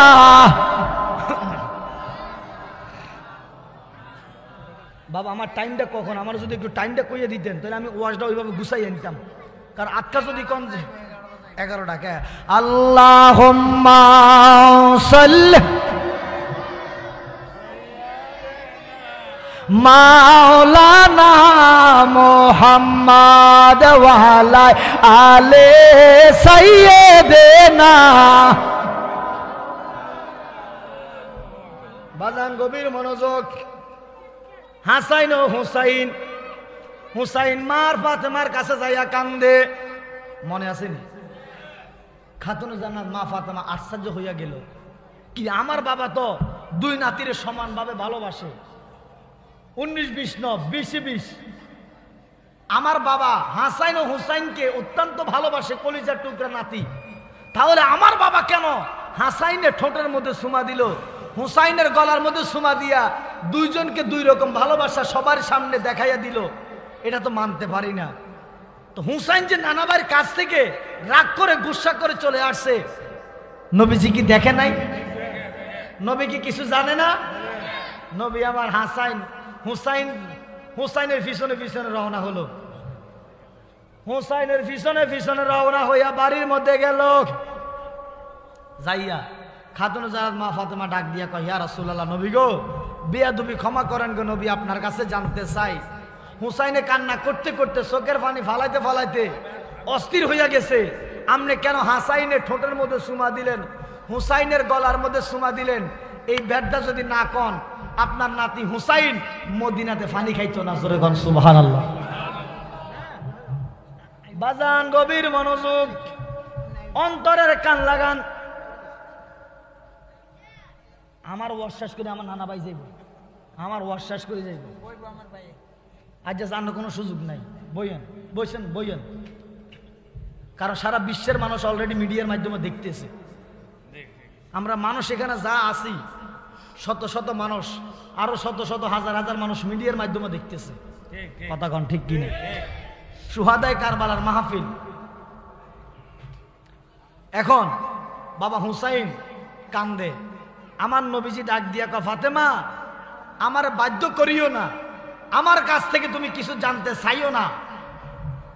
কয়, ইয়া রাসূলুল্লাহ, নবী গো, বেয়াদবি ক্ষমা করেন গো নবী, হাসাইনের ঠোঁটের মধ্যে কেন সুমা দিলেন, হুসাইনের গলার মধ্যে কেন সুমা দিলেন? বেয়াদ যদি না কইবেন জীবন চলে যাইব, আমি ফাতেমা মদিনার মধ্যে পানি খাইতাম না। আল্লাহু আকবার। বেদটা জানতে হইব। নিশ্চয় আমার বাবা হাসাইনের ঠোঁটে আর হুসাইনের গলায় যে সুমা দিছে, কারণ তো অবশ্যই আছে। আমার নবী বাধ্য হইয়া ডাক দিয়া কয়, ফাতেমা, যখন আমি থাকবো না, আমার আবু বকর থাকবে না, ওমর থাকবে না, ওসমান থাকবে না, আলী থাকবে না, ওই এমন একটা সময় আমার হাসাইন রে একবার ন দুইবার ন একে একে 7 বার বিষ খাবাইয়া শহীদ করে দিব। একে একে 7 বার বিষ খাবাইয়া শহীদ করে দিব। আমি আমার নাতি হাসাইনের নুরানি চেহারার দিকে লক্ষ্য করে বললাম, জালেম রে, এরে দুষ্ট লোকেরা, বেঈমানেরা, তোরে দাড়ি আছে, টুপি আছে, পাগড়ি আছে, তোরাও তো নামাজি, হে মহিলারা, তোরাও তো নামাজি, তোদেরকে একটু মায়া হবে না, দয়া হবে না? আমার নাতির এত সুন্দর চেহারা, কিভাবে বিষ খাবাবি, তোদেরকে মায়া হবে না? আমি আমার নাতির চেহারার দিকে নজর করিয়া আমার নাতি হাসাইনের ঠোঁটের মধ্যে সুমা দিয়ে দিছি। মাগো, আমি তো সুমা দিছি না, আমার নাতির ঠোঁটের মধ্যে সুমা দিছে যেত আমার নাতি যেন বিষ খাইয়া বিষ হজম করতে পারে, আমার নাতি যেন বিষ খাওয়ার পর দিয়া উহু আহা যেন শব্দ না করে। আমার নাতি যদি উহু আহা শব্দ করে, তাহলে কাল হাসর ময়দানে ফুলচেরাতের ফলের মধ্যে আমার কোটি কোটি উম্মত ফুলচেরাতের ফলে উঠিয়া ঠাস ঠাস করিয়া জাহান্নামের আগুনে চলিয়া যাইব। এই কারণে আমি আমার নাতির ঠোঁটের মধ্যে সুমা দিছি, আমার নাতি যেন কোনো আওয়াজ না করে। বিষের একটা কষ্ট আছে না বাবা, বিষ খাওয়ার একটা কষ্ট আছে না, জ্বালা যন্ত্রণা আছে, মৃত্যু কষ্ট। কুল্লু নাফসিন যায়কাতুল মাউত, সমস্ত প্রাণী মৃত্যুর স্বাদ গ্রহণ করতে হবে। সবাই জানে, যারা যারা মৃত্যু গ্রহণ করছে, মৃত্যুবরণ করছে, এদেরকে যদি জীবিত করে একবার জিজ্ঞাসা করতে পারতেন, এরা আপনাকে আমাকে বুঝিয়ে বলতে পারতো যে আসলে মৃত্যু যন্ত্রণাটা কেমন। কথা বলেন, কথা বলেন। কিন্তু তারা তো ফিরে আসার সুযোগ নাই, আর আমরাও দেখতেছি না মৃত্যুটা কেমন। যার যায় জীবন সে জানে কত কষ্ট হচ্ছে। কিছু মানুষ মৃত্যুর সময় পায়খানা প্রস্তাব করে দেয়, বাবা আসেনি? আল্লাহ যেন আমাদের মৃত্যুটা যেন ইমানি মৃত্যু হিসাবে কবুল করে। আরো জোরে কর না আমিন। কারবালা আর বিচ্ছেদের জ্বালা গো আমরা সইতে পারি না, বলেন কারবালা আর বিচ্ছেদের জ্বালা গো আমরা সইতে। জবান আসেনি? জবান কে দিছে? এই হাসান হুসাইনকে যদি ভালোবাসেন আল্লাহর কসম হাসান হুসাইনের সাথে একই জান্নাতে থাকতে পারবেন। সুবহানাল্লাহ। জবানটা খুলে বলেন কারবালা আর বিচ্ছেদের জ্বালা গো আমরা। বাবা হুসাইন দেখতেছে, বাবা হাসাইন দেখতেছে, আমার দয়াল নবীজি রওজা মোবারক থেকে আপনাকে আমাকে দেখতেছে, একটা জবানও বন্ধ রাখে না। জবানটা খুলে আমার নবীর শান গান। কারবালা আর বিচ্ছেদের জ্বালা গো আমরা। হায়রে মুহররমের 10 তারিখে ঘটলো কি ঘটনা, হায় হায় মুহররমের 10 ঘটলো কি ঘটনা, কারবালা আর বিচ্ছেদের জ্বালা গো আমরা না। কারবালা আর বিচ্ছেদের জ্বালা গো আমরা। হাসান শহীদ জহরেতে হোসেন কারবালায়, হাসান শহীদ জহরেতে হোসেন কারবালায়। হায় হায় জয়নাল আবেদিন বন্দি হইল এসি দার জেলখানায়, হায় হায় জয়নাল আবেদিন বন্দি হইল এসি দার জেলখানায়। কারবালা আর বিচ্ছেদের জ্বালা গো আমরা। মুহররমের 10 তারিখে ঘটলো কি ঘটনা, হায় হায় ঘটলো কি ঘটনা, কারবালা আর বিচ্ছেদের জ্বালা গো আমরা সইতে পারি না, বলেন কারবালা আর বিচ্ছেদের জ্বালা গো আমরা। কত কাকে সেই কালে খাইলো রে ফানি বাধা দিল না, কাকে সেই কালে খাইলো রে ফানি বাধা দিল না। হায় হায় আয় হায় হায় নবীর আওলাদ হইল রে শহীদ ফানি দিল না, হায় হায় আলী আসগর হইল রে শহীদ ফানি দিল না। কারবালা আর বিচ্ছেদের জ্বালা গো আমরা সইতে পারি না, বলেন কারবালা।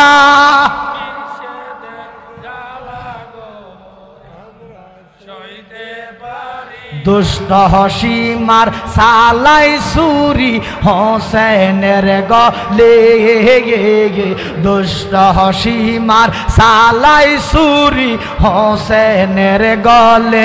কত আল্লাহর দোহাই দিল হোসেন শুনলো না বেঈমানে, কত আল্লাহর দোহাই দিল হোসেন শুনলো না বেঈমানে। কারবালা আর বিচ্ছেদের জ্বালা গো আমরা সইতে পারি না, কারবালা আর বিচ্ছেদের জ্বালা গো আমরা সইতে। মুহররমের 10 তারিখে ঘটলো কি ঘটনা, হায় হায় মুহররমের 10 তারিখে ঘটলো কি ঘটনা, কারবালা আর বিচ্ছেদের জ্বালা গো আমরা সইতে। জোরে কান মারহাবা। হাসাইনে শহীদ হবে কিভাবে? বিষ খাবাইয়া ওনারা শহীদ করে দিব। মা ফাতেমা ডাক দিয়া কর, নবী গো জানতে পারলাম, বুঝতে পারলাম আমার কলিজার টুকরা হাসাইন রে বিষ খাবাইয়া শহীদ করে দিব। ইয়া রাসূলুল্লাহ, নবী গো আমার হুসাইন রে কেন গলার মধ্যে চুমা দিলেন? নবী আমার ডাক দিয়া ক, ফাতেমা গো, ও ফাতেমা, হাসাইনের চেয়ে হুসাইনের কষ্টটা আরো বেশি। ফাতেমা জানতে চাইও না, শুনতে চাইও না, সহ্য করতে পারবা না, কলিজা ফাইটা যাইব। আমি মুস্তাফার কলিজা ফাইটা যায় যখন আমি আমার হোসাইনের দিকে নজর করি। আমি আমার হোসাইনের দিকে নজর করিয়া থাকতে পারি না, আমার কলিজা ফাইটা যায়। কয় ইয়া রাসূলুল্লাহ, ইয়া হাবিবাল্লাহ, নবী গো যদি আমার কাছে না বলেন তাহলে আমি দুনিয়াতে আর বেঁচে থেকে লাভ হবে কি? আমার তো কলিজা এখনে ফাইটা চাইতেছে। ইয়া রাসূলুল্লাহ, নবী গো না শোনার কারণে কষ্টটা আরো বেশি পাবো, একটু বলেন, মনটারে একটু হালকা কইরা ভালাই। আল্লাহু আকবার। নবী আমার চোখের পানি বাড়াইয়া বাড়াইয়া কান্দে, হুসাইনের চেহারার দিকে নজর করিয়া নবী আমার কান্দে। বলেন তো, কোন মা যদি জানে তার সন্তান আগামীকালকে মারা যাইব, ওই মাটার আর কি ভাত খাইতে মন চাইবনি? কোন বাবা যদি জানে তার সন্তান আগামীকালকে মারা যাইব, ওই বাবা আর ঘুমাইতে পারব না। বাজানো কিচ্ছা কাহিনী না, কোরআন হাদিসের কথা। হোসাইন রে এমন ভাবে শহীদ করব, পৃথিবীর ইতিহাসে এমন কাজ আর ঘটে নাই। নবী আমার কান্দে, হোসাইন কান্দে, ফাতেমা কান্দে। কঠিন সময় আইব, আমার নাতি হুসাইন রে এমন কষ্ট দিব, হুসাইনে এমন কষ্ট পাইব, আমি দয়াল নবী বলতে পারতেছি না। ইয়া রাসূলুল্লাহ, দয়া করে বলেন, ইয়া হাবিবাল্লাহ, দয়া করে বলেন। নবী আমার ডাক দিয়া কও, ফাতেমা গো, তখন রাজত্ব থাকবো এজিদের হাতে, ক্ষমতা থাকবো এজিদের হাতে। এক পক্ষ হুসাইনকে মানে, আরেক পক্ষ এজিদকে মানে। নাউজুবিল্লাহ কন্যা, এক পক্ষ হুসাইনের রাজত্ব মানে, হুসাইনের ক্ষমতা মানে, হুসাইনের বায়াত মানে, আরেক পক্ষ এজিদারে মানে। এজিদের যারা এজিদকে মানে না, এজিদ বাহিনী তাদেরকে হত্যা করে, তাদেরকে মাইরা ফালাইতেছে, শহীদ কইরা দিতেছে।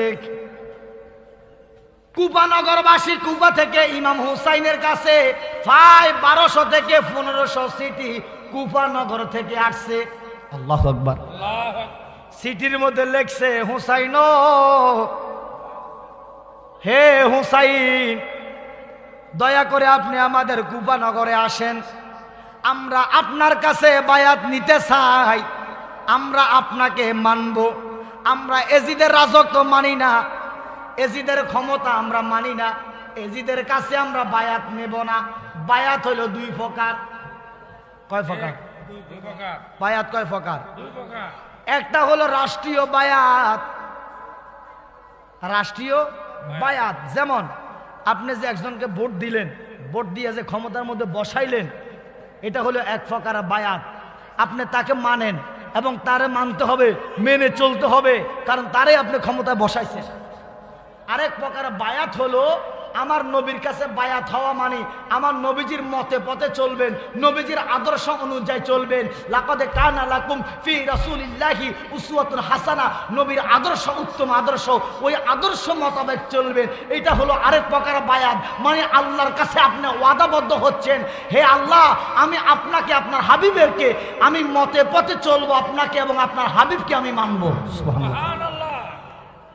এটা হলো আরেক প্রকার বায়াত। আমরা ওয়াদাবদ্ধ হয়েছি নবীজির মাধ্যমে, আল্লাহর কাছে আমরা ওয়াদাবদ্ধ হয়েছি, আউলিয়া কেরামের মাধ্যমে আমরা নবীর কাছে ওয়াদাবদ্ধ হয়েছি, নবীজির মাধ্যমে আমরা মাওলার কাছে ওয়াদাবদ্ধ হয়েছি। আমরা নামাজ পড়বো, রোজা রাখবো, মা বাবার খেদমত করব, আল্লাহর সাথে কাউকে শরীক করব না। কথা কম। এটা হলো এক প্রকার বায়াত। বায়াত কয় প্রকার? জোরে বলেন কয় প্রকার? বাবা হুসাইনের কাছে চিঠি দিলেন, হে হুসাইন আপনি যদি না আসেন তাহলে কাল হাসর ময়দানে আমরা বাধ্য হয়ে এজিদকে আমরা মানবো, বাধ্য হয়ে এজিদের কাছে বায়াত নেব। হাসর ময়দানে আল্লাহ যদি প্রশ্ন করে তাহলে আমরা বলবো আমরা হুসাইনের কাছে বায়াত নিতে চেয়েছিলাম কিন্তু হুসাইন আসে নাই, এই কারণে আমরা এজিদের কাছে বায়াত নিয়েছি। এমন এমন কিছু কথা লিখলেন, লেখার পর দিয়া ইমাম হুসাইন বাধ্য হলেন মুসলিম বিন আকিলকে ইমাম হুসাইন রাদিয়াল্লাহু তাআলা কুফা নগরে পাঠাইলেন। সুবহানাল্লাহ বলুন। বিরাট আলোচনা। ওনার সাথে ওনার দুই সন্তান গেলেন, একজন মোহাম্মদ আর একজন ইব্রাহিম, দুইটা মাসুম বাচ্চা ওনার সাথে গেলেন কুফা নগরে। সেখানে যাইয়া কুফা নগরের অবস্থা ইমাম হুসাইনকে অবগত করবে সিটের মাধ্যমে। যদি কুফা নগরের অবস্থা ভালো হয় তাহলে বাবা হুসাইন কুফা নগরের উদ্দেশ্যে রওনা হবে। আল্লাহু আকবার কোন। এই কুফা নগরবাসী হলো একটা মুনাফিক, এরা মাওলা আলীর সাথে মুনাফিকি করছে, এরা বাবা হুসাইনের সাথে মুনাফিকি করছে। কথা বলেন ঠিক কিনা? যুগে যুগে ইসলামের সবচেয়ে বেশি ক্ষতি করছে মুনাফিকেরা। আপনার মতো আমার মতো দাড়িওয়ালা টুপিওয়ালা ফাগড়িওয়ালা মুনাফিকেরা যারা লেবাস আছে মুসলমানি, উপরে ফিটপাট ভিতরে সদরঘাট, উপর দিয়ে শুধু মুসলমানের লেবাস, ভিতরে তাদের শুধু দুশ্মনী আর দুশ্মনী। কার সাথে দুশ্মনী? আমার নবীর সাথে দুশ্মনী। কথা বলেন ঠিক কিনা? আল্লাহ এই সকল মুনাফিক থেকে আমাদেরকে হেফাজত করুক। আমি কি কারো নাম নিয়েছি? এরপরও যদি কারো গায়ে লাগে বুঝা গেছে এটাই হেডা। কথা কন না কা? বাবা হুসাইনের কাছে চিঠি আসলো। বাবা হুসাইন মুসলিম বিন আকিলকে ফাটাইলেন। ফাটানোর পরে দিয়া উনি চলে গেলেন। যাইয়া তিনি সেখানে গিয়ে জোহর নামাজ আদায় করলেন। জোহর নামাজ আদায় করার পরে দেখে ওনার পিছনে হাজার হাজার মানুষ ওনার পিছনে নামাজ আদায় করতেছে। কুফা নগরের অবস্থা খুব ভালো দেখলেন। ভালো দেখিয়া ইমাম হুসাইনের বরাবর চিঠি লিখলেন, হুসাইন কুফা নগরবাসী আমারে পাইয়া বড় খুশি, কুফা নগরবাসী আমারে পাইয়া বড় খুশি, তারা আপনারে পাইলে না জানি কি করব। এই যে আপনারা এত ভালোবাসা আমারা দেখাইলেন, আসার পরে দিয়া যাওয়ার পরে দিয়া যদি আমরা মাইরা ফালান, আমি কি কইতে পারবো যে আপনাকে মনের ভিতরে শয়তানি? কথা কন না কা? কিন্তু আদর যত্ন তো কম দেখান না। আপনাকে আদর যত্ন ভালোবাসা দেখে ধরেন আমি আমার ফ্যামিলির কাছে বলে দিলাম যে আমি খুব ভালো জায়গার মধ্যে আছি, আলহামদুলিল্লাহ, তারা আমার খুব ভালো আপ্যায়ন করতে আছে। কারণ আমি তো আপনাদের আপ্যায়নে মুগ্ধ। কিন্তু একটু পরে আপনারা আমার বাঁশ দিবেন বা মায়েরা ফালাইবেন, একটু পরে যে আপনারা আমার ক্ষতি করবেন, এটা কি আমি জানতাম? সিটি পর্যন্ত সীমাবদ্ধ। ইমাম মুসলিমের পিছনে হাজার হাজার মানুষ নামাজ আদায় করে। উনি এই অবস্থা দেখে 40,000 মানুষ ওনার পিছনে চলে আসছে নামাজ আদায় করতো। সুবহানাল্লাহ বলেন। উনি অবস্থা ভালো দেখিয়া বাবা হুসাইনের বরাবর একটা চিঠি দিলেন, হে হুসাইন আপনি কুপানগরে আসতে পারেন, কোনো সমস্যা নাই, কুপানগরের অবস্থা খুবই ভালো, তারা আপনার কাছে বায়াত নিতে চায়, তারা এজিদের রাজত্ব মানে না। উচ্চ আওয়াজে বলেন আল্লাহু আকবার। চিঠি চলে গেল ইমাম হুসাইনের দরবারে। তখন সিটি যাওয়ার মতো, সিটি দেওয়ার মতো, সিটি নেওয়ার মতো লোক ছিল। এবার ইমাম মুসলিম মাগরিবের নামাজ আদায় করিয়া সিটি পার করে দিছে, সিটি চলে গেছে। মাগরিবের নামাজ আদায় করিয়া ডাইনে বামে সালাম ফিরাইয়া দেখে 3 জন ব্যতীত একটা মানুষও নাই। নাউজুবিল্লাহ কইতেন না? 40,000 মানুষ শেষ মতান্তরে। কয়জন আছে? ইমাম মুসলিম, ইব্রাহিম ও মোহাম্মদ, মানে ওনার দুইটা সন্তান ব্যতীত আর কেউ নাই, সব চলে গেছে। মুহূর্তের ভিতরে ফলটি কি সমাজে এরকম নাই? মুহূর্তের ভিতরে ফলটি লইয়া না আসেনি, আসেনিও। বাবা হুসাইন তো সিটি ভাইয়া খুশি হইয়া গেছে। মতান্তরে উনি 72 জন সঙ্গে নিয়ে কিংবা 82 জন লোক নিয়ে সঙ্গে নিয়ে উনি দাওয়াতের উদ্দেশ্যে রওনা হয়েছেন। সুবহানাল্লাহ। উনি যুদ্ধ করার জন্য আসে না, ওনাকে দাওয়াত করছে কুপানগরবাসী ওনাকে, উনি দাওয়াতে আসছে। আচ্ছা, আজকে যেখানে আমি ওয়াজ করতেছি, আপনারা কি আমার দাওয়াত করে আনছেন না মারামারি করতে আনছেন? দাওয়াত করে আনাইছেন না আমাকে। এবার দাওয়াত করে আপনারা কিসমতে আল্লাহ যা রাখছে খাওয়াইছেন। মারামারির উদ্দেশ্যে আমি আইছি, যদি আইতাম অন্তত কিছু একটা লই আইতাম আপনাদের লগে। কথা কন না, আমরা 10টা দিলে আমি একটা হইলেও দিতাম। বাবা হুসাইন তো দাওয়াতের উদ্দেশ্যে রওনা হয়েছে, উনি যুদ্ধ করার উদ্দেশ্যে রওনা হয় নাই। উনি যদি যুদ্ধ করার উদ্দেশ্যে রওনা হতো তাহলে মহিলাদেরকে আনতো না, দুধের বাচ্চাদেরকে আনতো না, যুদ্ধ করার জন্য সৈনিক নিয়ে উনি আসতো। কথা বলেন ঠিক কিনা? বাবা হুসাইন রওনা হইয়া গেছে, 82 জন লোক লইয়া রওনা হয়েছে কুপানগরের উদ্দেশ্যে। কুপানগরের উদ্দেশ্যে ইমাম মুসলিম ডাইনে বামে সালাম ফিরাইয়া দেখে ওনার 2 সন্তান ব্যতীত আর কেউ নাই। সবাই ঘরের দরজা ওনার জন্য বন্ধ করে দিচ্ছে, ওনাকে কেউ পানি দিচ্ছে না, কেউ খাবার দিচ্ছে না। এজিদ বাহিনী চতুর্দিকে ঘোষণা করে দিয়েছে, যারা ইমাম মুসলিমের পিছনে নামাজ আদায় করবে, যারা তাদের কাছে বায়াত নিবে, যারা তাদেরকে মানবে, তাদের পরিবারকে মেরে ফেলবে, তাদের সন্তানদেরকে মেরে ফেলবে, তাদের মা বাবাকে মেরে ফেলবে। এইভাবে যখন ভয় লাগানো আরম্ভ করলো, এরা সবাই পিছপা হয়ে গেল, সবাই চলে গেল ইমাম মুসলিমকে একা করে। বিরাট আলোচনা। মুহররম মাসের ইমাম মুসলিমকে হত্যা করা হলো, ওনার 2 সন্তানকে হত্যা করা হলো, মুহাম্মদ ও ইব্রাহিমকে, দুধের 2টা বাচ্চাকে হত্যা করা হলো, শহীদ করে দেওয়া হলো। বাবা হুসাইন রওনা হলো কুপানগর উদ্দেশ্যে। কুপানগরে এক পর্যায়ে চলে আসছে। সেখান থেকে কুপানগর থেকে উনি আবার যখন কুপানগর অবস্থা খারাপ দেখলেন, উনি রওনা হলেন মদিনায় চলে যাবে। কোথায়? উনি চলে যাবে মদিনাতে। বাকি জীবন উনি ওইখানে কাটিয়ে দিতে চাচ্ছেন নানা ভাইয়ের মা রওজা মুবারকের কাছে। কিন্তু উনি যখনই মদিনা রওনা হয়, যতবার উনি মদিনা যায় ততবারই উনি কারবালার পথে চলে যান। সুবহানাল্লাহ বলুন। উনি যাচ্ছে মদিনার দিকে, পথ ভুলে কারবালার দিকে রওনা হয়েছে। যাইতে যাইতে যাইতে যাইতে বিশাল বড় একটা মাঠের মধ্যে যাইয়া ফুসলো।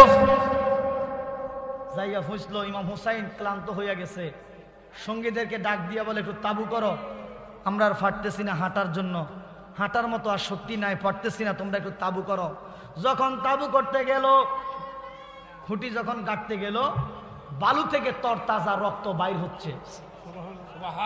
আমার নবীজি ভবিষ্যৎবাণী করে দিছে, হুসাইন কারবালার ময়দানে তুমি শহীদ হবে, তোমার ঘোড়া যেই জায়গার মধ্যে থেমে যাবে, সামনেও যাবে না পিছনেও যাবে না, এবং ঘোড়া যেই বালুর মধ্যে ফাড়া দিবে ওই বালু থেকে তরতাজা রক্ত বাইর হবে।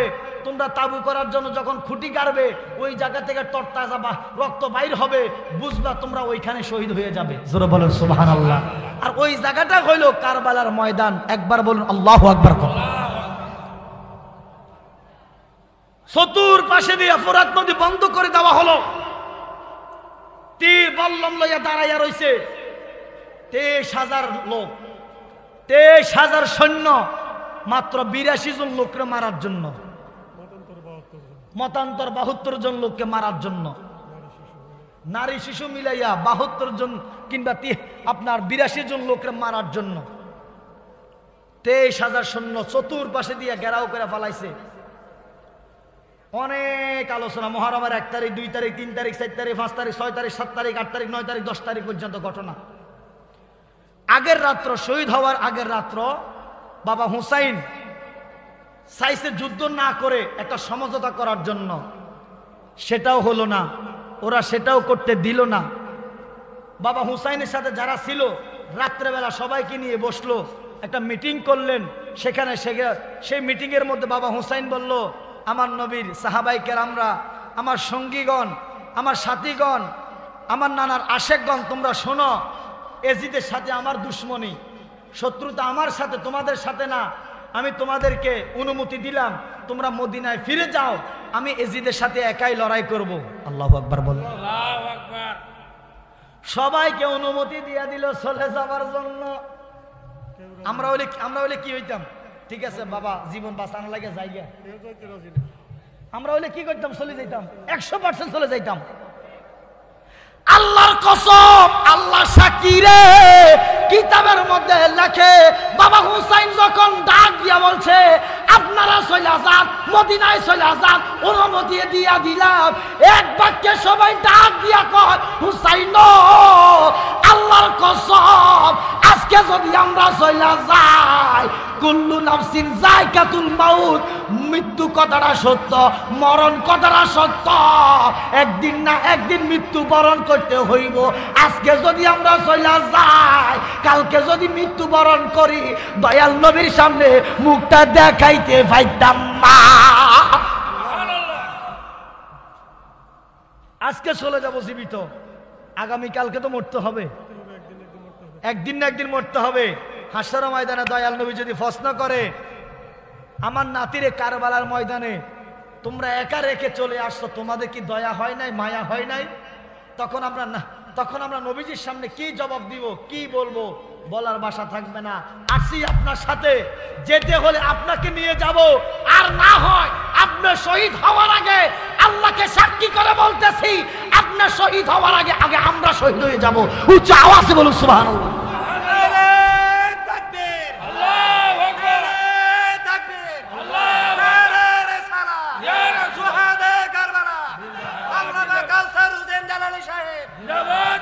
এইগুলো আহলে বায়াতের ভালোবাসা, এইগুলো হুসাইনের প্রতি ভালোবাসা, এইগুলো আনুগত্য।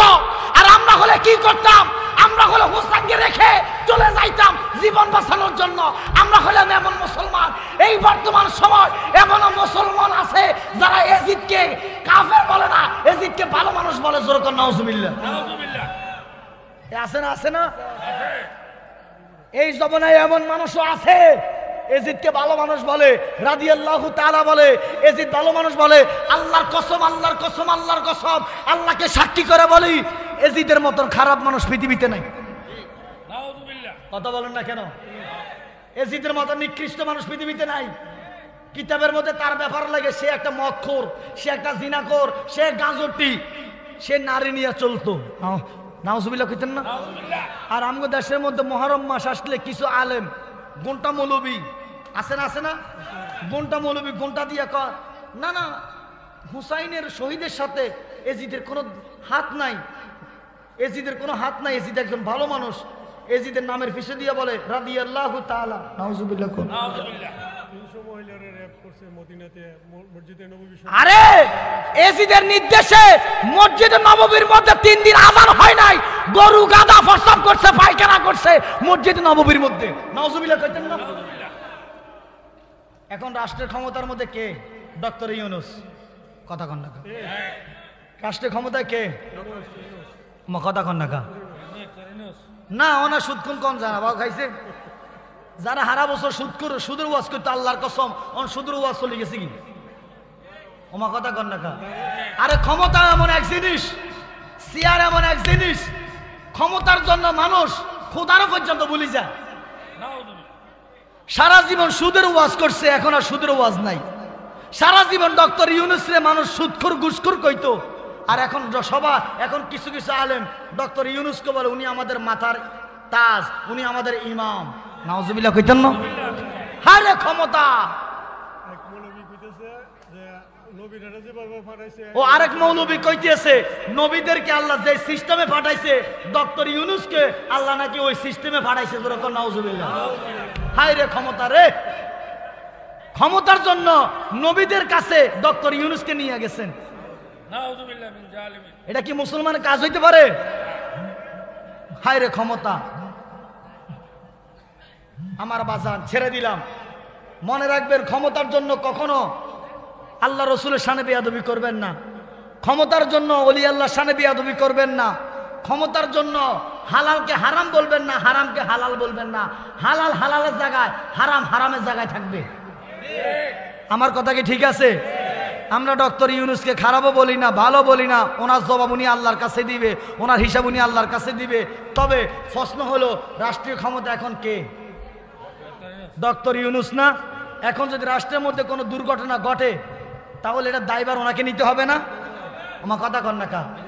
তৎকালীন সময় এজিদ বাহিনীর এজিদের নির্দেশে মসজিদে নববীর মধ্যে গাদা ফটসাপ করছে, গরু ফটসাপ করছে, পায়খানা করছে, গোড়া পায়খানা ফটসাপ করছে।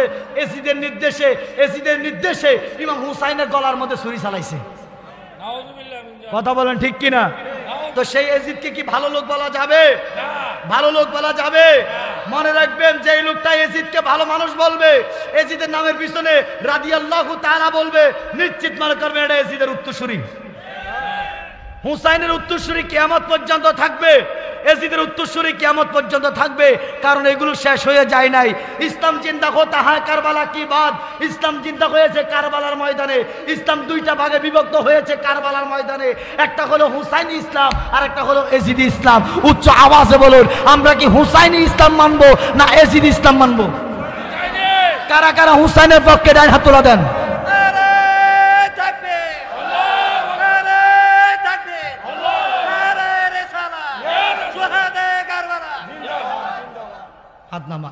আল্লাহ আমাদেরকে হুসাইনের সাথে কবুল করুক। রাত্রেবেলা সবাইকে নিয়ে মিটিং করলেন, কেউ রাজি হলো না যাওয়ার জন্য। সবাই এক বাক্যে বললেন, হুসাইন আসছি আপনার সাথে, যদি যেতে হয় আপনাকে নিয়ে যাব, আপনাকে নিয়ে যাব, আর না হয় আপনাকে আপনি শহীদ হওয়ার আগে আমরা শহীদ হব। সাহাবায়ে কেরাম শহীদ হওয়ার জন্য অস্থির ছিলেন। নবীর জন্য, হুসাইনের জন্য, হাসাইনের জন্য, নবীর আওলাদের জন্য জীবন দেওয়ার জন্য সাহাবায়ে কেরাম পাগল ছিলেন, পাগল। যেরকম সুবহানাল্লাহ। আমার নবী বলে, আমার সাহাবায়ে কেরাম হলো আসমানের নক্ষত্র মতো। যেরকম সুবহানাল্লাহ। বাজান, বাবা হুসাইন কারবালার ময়দানে, বাবা হুসাইনের কোলের মধ্যে দুধের একটা বাচ্চা, আলী আসগর দুধের বাচ্চা হুসাইনের কোলের মধ্যে, 6 মাসের বাচ্চা, দুধের একটা বাচ্চা, এখনো কথা বলতে পারে না। হুসাইন ডাক দিয়া কর, এরা এজিদ বাহিনী, তোদের কি মায়া হয় না, দয়া হয় না? আমরা না পানি দিবি না, আমার দুধের বাচ্চাটা ঠেকু পানি দে। তখন মায়ের স্তনের মধ্যে আর দুধ নাই। পানির অপর নাম জীবন। পানির অপর নাম কি? জীবন। স্তন শুকাই গেছে, দুধ নাই, একটু পানি। তারা কয়েকটা দিন এখানে বন্দি, একটু পানি, এক ফোঁটা পানি তারা পাচ্ছে না। জানিয়ে আসছে সাথে করে সব শেষ। কারণ তারা তো আসছে দাওয়াতে, দাওয়াত খাবে। তারা তো জানো না যে এমন পরিস্থিতি হবে। এমন টাইমে বাবা আলী আসগর কোলের মধ্যে একটা তীর মারছে। একটা তীর ওনার এখান দিয়ে গলা দিয়ে ঢুকে ঘাট দিয়ে বের হয়ে গেছে। জোরে বলুন আল্লাহু আকবার বলেন। বাবা হুসাইন আলী আসগরের দিকে তাকাইয়া রয়েছে। আলী আসগর মুস্কি হাসি দিয়ে কি যেন বাবাকে বুঝাইতেছে, বাবা, ও বাবা, আর পানি লাগবে না, আমি এমন পানি পান করেছি, আমার কিয়ামতের আগে আর পানির পিপাসা লাগবে না। দুধের বাচ্চাকে তীর মেরে তারা শহীদ করে দিল। যুদ্ধের ময়দানে যুদ্ধ আরম্ভ হয়ে গেল। নবীর আওলাদরা একে একে শহীদ হয়ে গেল।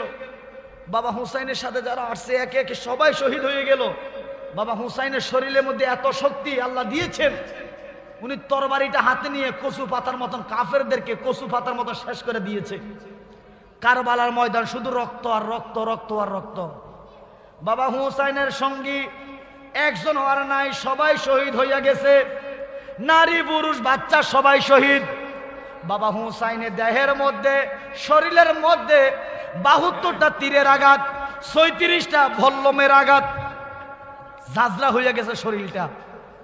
72টা তীরের আঘাত, 36টা বল্লমের আঘাত, মতান্তরে বাবা হুসাইনের শরীরটা জাজরা হইয়া গেছে। উনি ডাইনে বামে নজর করে আর কাউকে দেখতে পাইলেন না, যে সবাই শেষ। তীর নিয়া, এই তীরের আঘাত নিয়া, তীর নিয়া উনি ফোরাত নদীর পানির মধ্যে নামছে। যুদ্ধ করতে করতে ক্লান্ত হয়ে গেছে। পানির অপর নাম জীবন। জোরে বলেন, পানির অপর নাম জীবন। উনি পানি খাবার জন্য ফোরাত নদীর মধ্যে নামলেন। এইভাবে হাতের কোষ করে পানি নিয়ে যখন মুখের মধ্যে নিবেন, হঠাৎ করে ওনার মনে হয়ে গেল এই পানির জন্য আমার আলী আসগর, আমার কলিজার টুকরা সন্তান শহীদ হয়ে গেল, এই পানির জন্য আমার আওলাদগণ শহীদ হয়ে গেল। ফানি রে, তোর মধ্যে গাধা ফটসাপ করছে, তোর মধ্যে গরু ছাগল ফটসাপ করছে, তোর মধ্যে পায়খানা করছে, এই কাফেররা মুনাফিকরা তোর মধ্যে ফটসাপ করছে, পায়খানা করছে, তোরে খাইছে, তুই ফানি তো নাফাক হইয়া গেছ।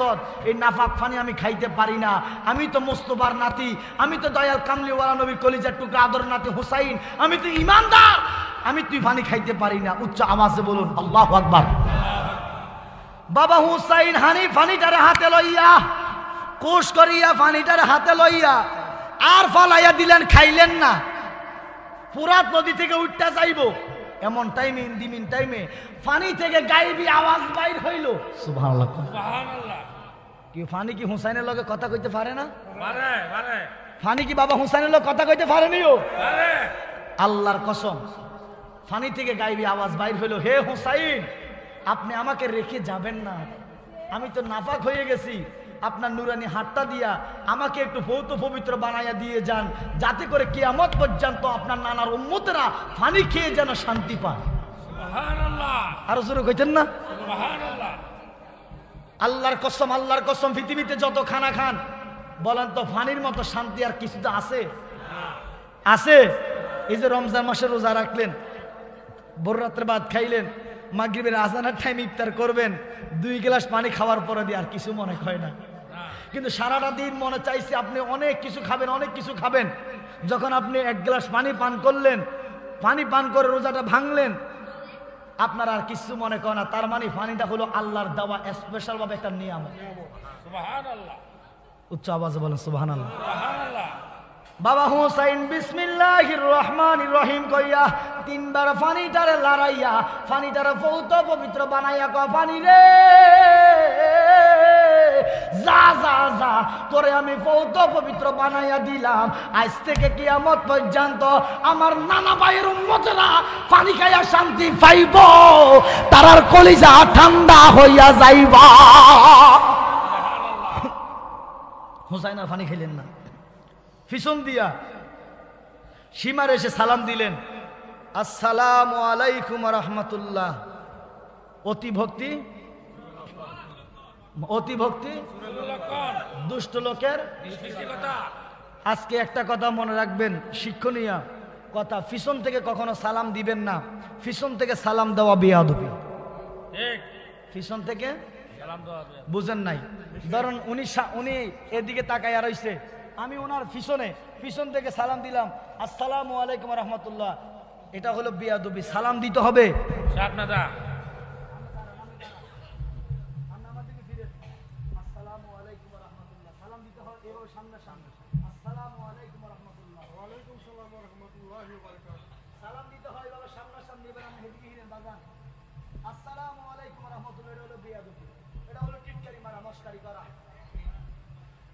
বুঝতে পারছেন?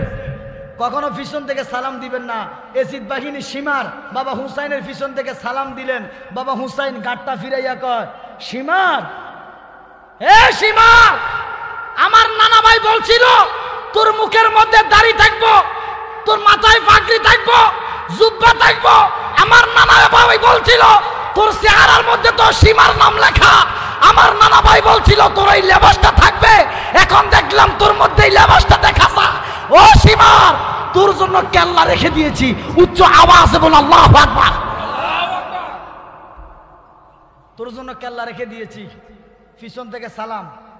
এবার হুসাইন গাটটা ফিরাইয়া সীমারা বলতেছে, হুসাইন, আমি অনেক অন্যায় কইরা ফেলাইছি, অনেক ভুল কইরা ফেলাইছি, আমি আপনার সাথে অনেক বেয়াদবি করছি, আপনি আমারে ক্ষমা করে দেন, আপনি আমার মাফ করে দেন, আমি আপনার কাছে বায়াত নিতে চাই, আপনি আমার বায়াত করাইয়া ফেলান, আপনার হাতটা দেন, আপনার হাতের সাথে আমার হাতটা একটু লাগাইয়া মুসাফা করি।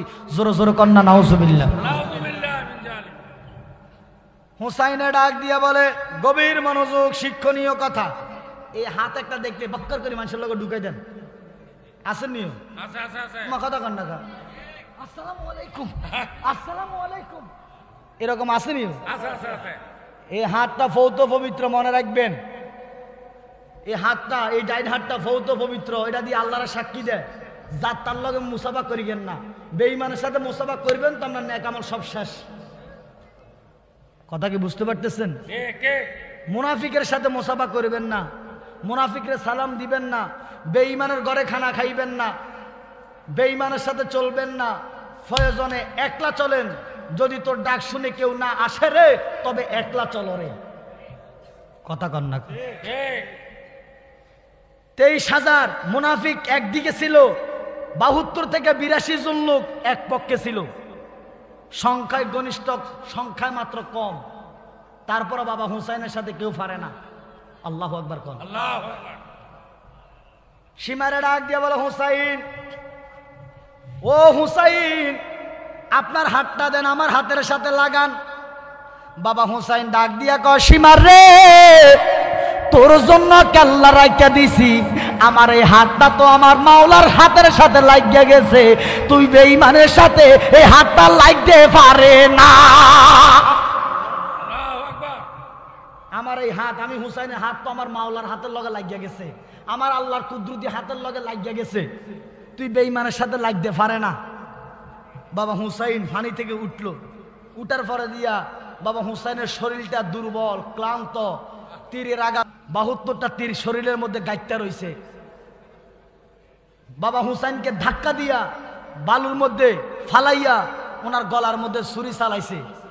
বাবা হুসাইনকে বালুর মধ্যে ধাক্কা দিয়া বুকের মধ্যে বইয়া গলার মধ্যে ছুরি চালাইতেছে। আল্লাহর কসম, এত ধারালো ছুরি একটা ফসম কাটা যায় না। সুবহানাল্লাহ। এত ধারালো ছুরি একটা ফসম কাটা যায় না। এখন বাবা হুসাইনের গলা দিয়ে যখন ছুরি ছাড়া দেখতেছে, গাম ফুটতেছে ট্যাপটা ভাই সীমারের মাগার, একটা ফসম কাটা যায় না। সীমার আশ্চর্য হইয়া গেছে। হুসাইনে ডাক দিয়া বলে, সীমার, আমার নানা ভাই আমার গলার মধ্যে সুমা দিছে।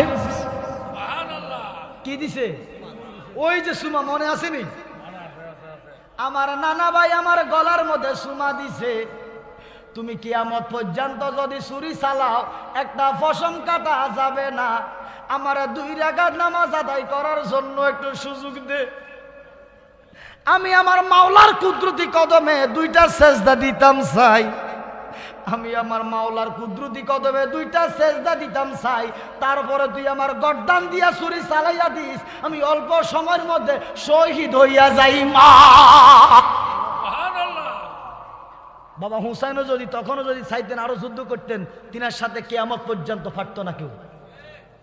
কিন্তু আমার নবী বলে গেছেন, বাবা নাতি কলিজার টুকরা, শোনো, তোমার রক্তের বিনিময়, তোমার শাহাদাতের বিনিময় আমার উম্মতের মধ্যে 2টা ভাগে বিভক্ত হয়ে যাবে। একটা হবে বেঈমান আর একটা হবে ইমানদার। ইমানদাররা বেঈমানকে চিনে ফেলবে যে এরা বেঈমান। কথা বলেন না কেন? বাবা হুসাইনের রক্তের বিনিময় ইসলাম জিন্দা হয়ে গেছে কারবালার ময়দানে। কিয়ামত পর্যন্ত বাবা হুসাইনের উত্তরসূরি থাকবে, আওলাদের রাসূলগণ থাকবে, নবীর বংশগণ থাকবে। কথা বলেন ঠিক কিনা? এই আউলিয়া কেরামের মাধ্যমে ইসলাম কিয়ামত পর্যন্ত থাকবে। যতই বোমা মারো, যতই মাজারে হামলা করো, যতই মাজার ভাঙচুর করো, যতই মানুষ মারো, যাই কিছু করো না কেন, কিয়ামত পর্যন্ত আল্লাহর ওলিগণ থাকবে। বেলায়েতের দরজা কিয়ামত পর্যন্ত থাকবে। উচ্চ আওয়াজে বলো আল্লাহু আকবার। বাংলাদেশে ভাই কমপক্ষে 100-র উপরে মাজারে হামলা হয়েছে। কথা কন না, কে করছে?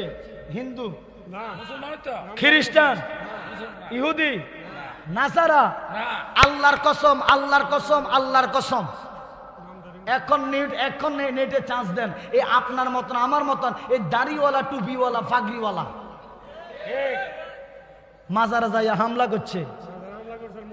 মনে রাখবেন, যারা মাজার ভাঙচুর করে মন্দির পাহারা দিয়েছে, আল্লাহর কসম, যদি কাউসার জালালি দুনিয়ার জমিনে বেঁচে থাকি, তাহলে নিজের চোখে এদের শাস্তি দেখে যাব ইনশাআল্লাহ।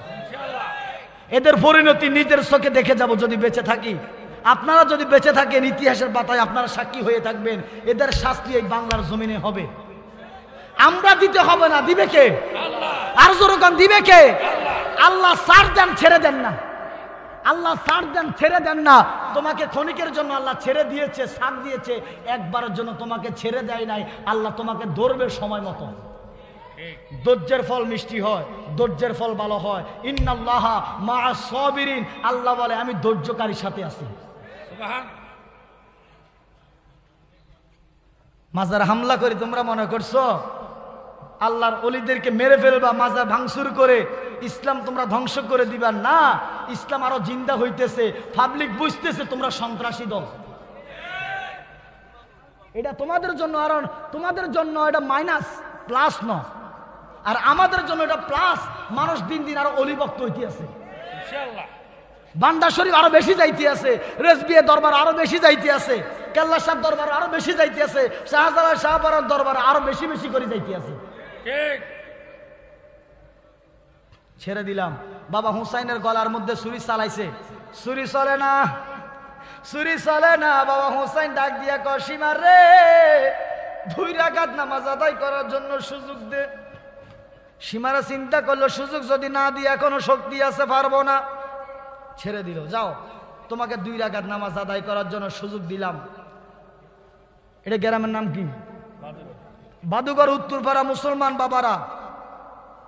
বাবা হুসাইনের থেকে একটা শিক্ষণীয় ঘটনা, শিক্ষণীয় কথা, সেটা হলো জীবন যখন চলে যাবে আস্তে আস্তে, আপনারা জানেন না কত ধরনের সুরুত নিয়া কত কিছু ঘুরে, এগুলো বুঝবেন না, হাকিকত মাথায় রাখবেন। আমি আমাদের লাকসাম বরুয়া থানা আদিনামুর একটা দরবার শরীফ আছে, পাহাড়ের উপর একটা দরবার। আমার কথা বুঝেননি? আমাদের কুমিল্লা বরুয়া থানা নামে একটা থানা আছে, বরুয়া থানা, ওইখানে একটা পাহাড় আছে, ওই পাহাড়ের উপর একটা মাজার আছে, আদিনামুরা দরবার শরীফ বলে। এখান থেকে মদিনা দেখতো একসময় মানুষ, যাদের কপাল খোলা, যাদের চোখ খোলা, বেলাইতি চোখ খোলা, তারা এখান থেকে নজর করলে মদিনা দেখতো। সুবহানাল্লাহ বলে। কাশবো খোলা ছিল যাদের। তা আমি ওই দরবারের মধ্যে আজ থেকে বোধহয় 3 বছর না জানি 4 বছর আগে ওয়াজ করতে গেছিলাম। তো আমি আমারও প্রতি বছর দাবাত দেয়, আজীবনের দাবাত আমার দরবারে দিয়ে দিছে। ওই দরবারে বাইদে রেজবিয়া দরবারে ভক্ত মুরিদান যায়, বান্ডার শরীফের ভক্ত মুরিদান যায়, শাহপুরে ভক্ত মুরিদান যায়, কালিয়াপুরে যায়, সব দরবারে ভক্ত মুরিদান ওইখানে যায়। কারণ এটা হক্কানি একটা অলির দরবার এবং হক্কানি একজন অলি ঘুমাইয়া রয়েছে। সুবহানাল্লাহ। এই এখন ওয়াজ হইতে হইতে প্রয়োজনে নেটে চান্স দিয়ে দেখেন, কাউসার জালালির জিকির লেখি চান্স দেন। আমি জিকির করতাম আসি, তো জিকিরে এক পর্যায়ে মানুষ অন্তত 10,000 মানুষ আমার সামনে আসিল। জিকিরের এক পর্যায়ে একটা কবুতর আমার হাতের মধ্যে আসি বইছে। সুবহানাল্লাহ। ফাক্কা আমি 2টা ঘন্টা ওয়াজ করছি, কালেকশন করছি, জিকির আধা ঘন্টা করাইছি, কবুতরটা একটা সেকেন্ডের জন্য আমার হাত থেকে লড়ে নাই। সুবহানাল্লাহ। এরপর আমি ওয়াজ নসিহত সব শেষ করি, কবুতরটা রেখে দিয়ে আমি চলে আসছি, কবুতর চলে গেছে। সুবহানাল্লাহ কইতেন না? আরেকদিন হুমনা থানা ওয়াজ করতে গেছে, আর তাও আরো 3-4 বছর আগে, যেটা একটু আগে বলছি এটা নেটের মধ্যে আছে, পুরো নেট দুরিয়া ভাইরাল। এক রাইতে আপনার ভাই 30 লক্ষ লোকে এক রাইতে ওয়াজ আমরা জিকিরটা দেখছে। মারবা কন্যা।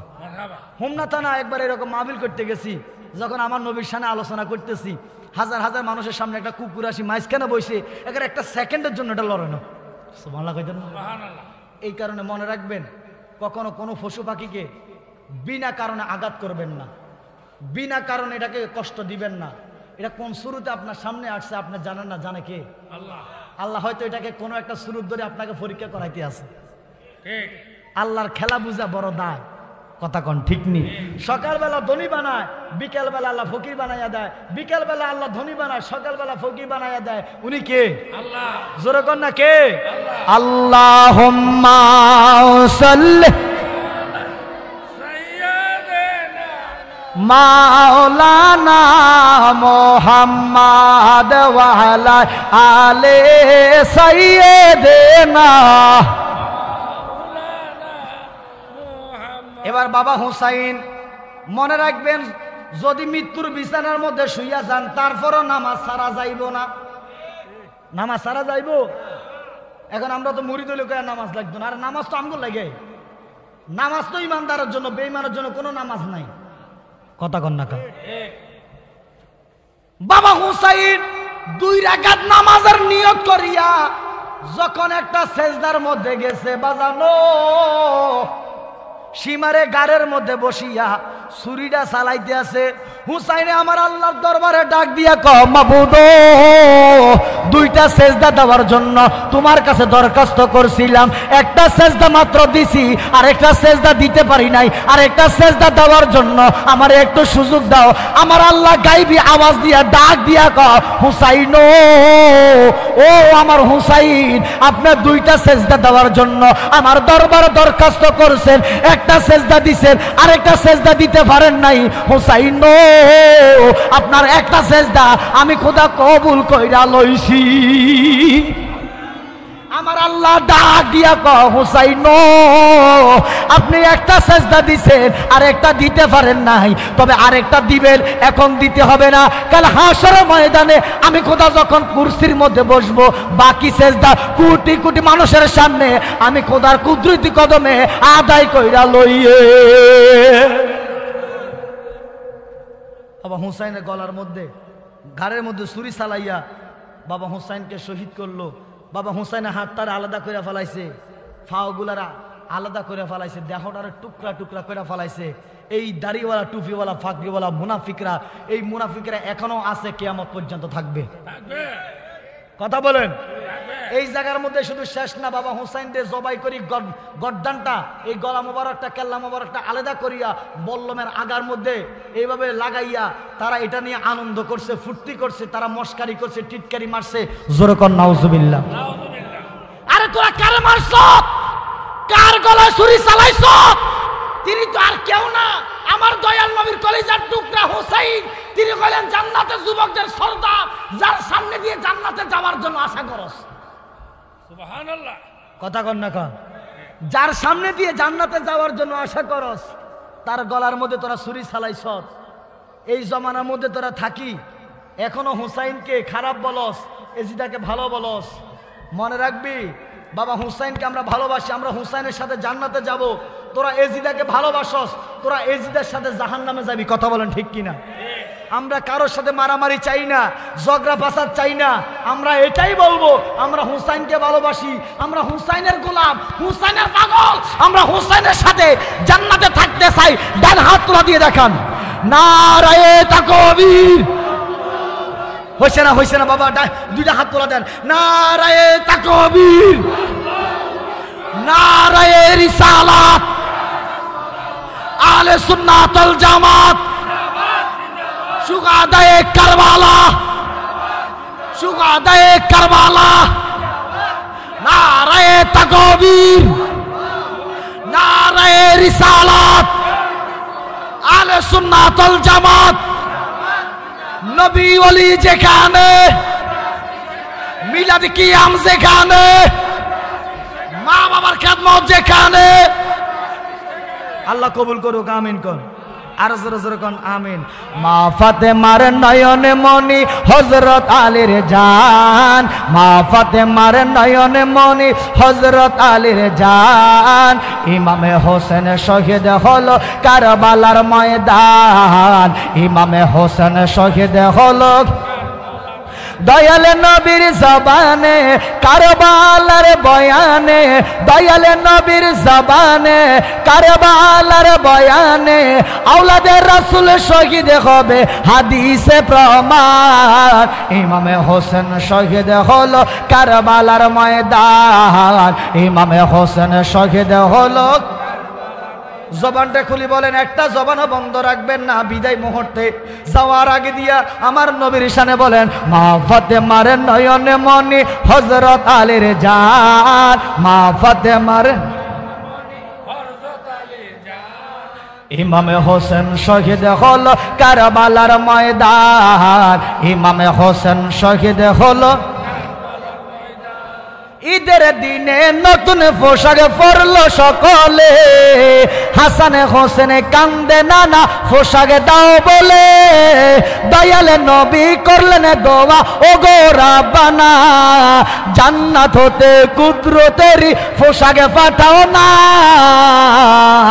লাল সবুজের সেই পোশাকে, লাল সবুজের সেই পোশাকে কারবালার ঈশান, ইমামে হোসেন শহীদ হলো কারবালা কারবালার ময়দান ইমামে হোসেন শহীদ হলো কারবালার ময়দান মা ফাতেমার নয়নে মনি হযরত আলীর জান মা ফাতেমার নয়নে মনি হযরত আলীর জান ইমামে হোসেন শহীদ হলো কারবালার ময়দান ইমামে হোসেন শহীদ হলো কারবালার ময়দান দয়াল নবীর জবানে কারবালার বয়ানে দয়াল নবীর জবানে কারবালার বয়ানে আওলাদে রাসূল শহীদ হবে হাদিসে প্রমাণ ইমামে হোসেন শহীদ হলো কারবালার ময়দান ইমামে হোসেন শহীদ হলো বাবা হুসাইন কারবালার ময়দানে যখন শহীদ হইয়া যায়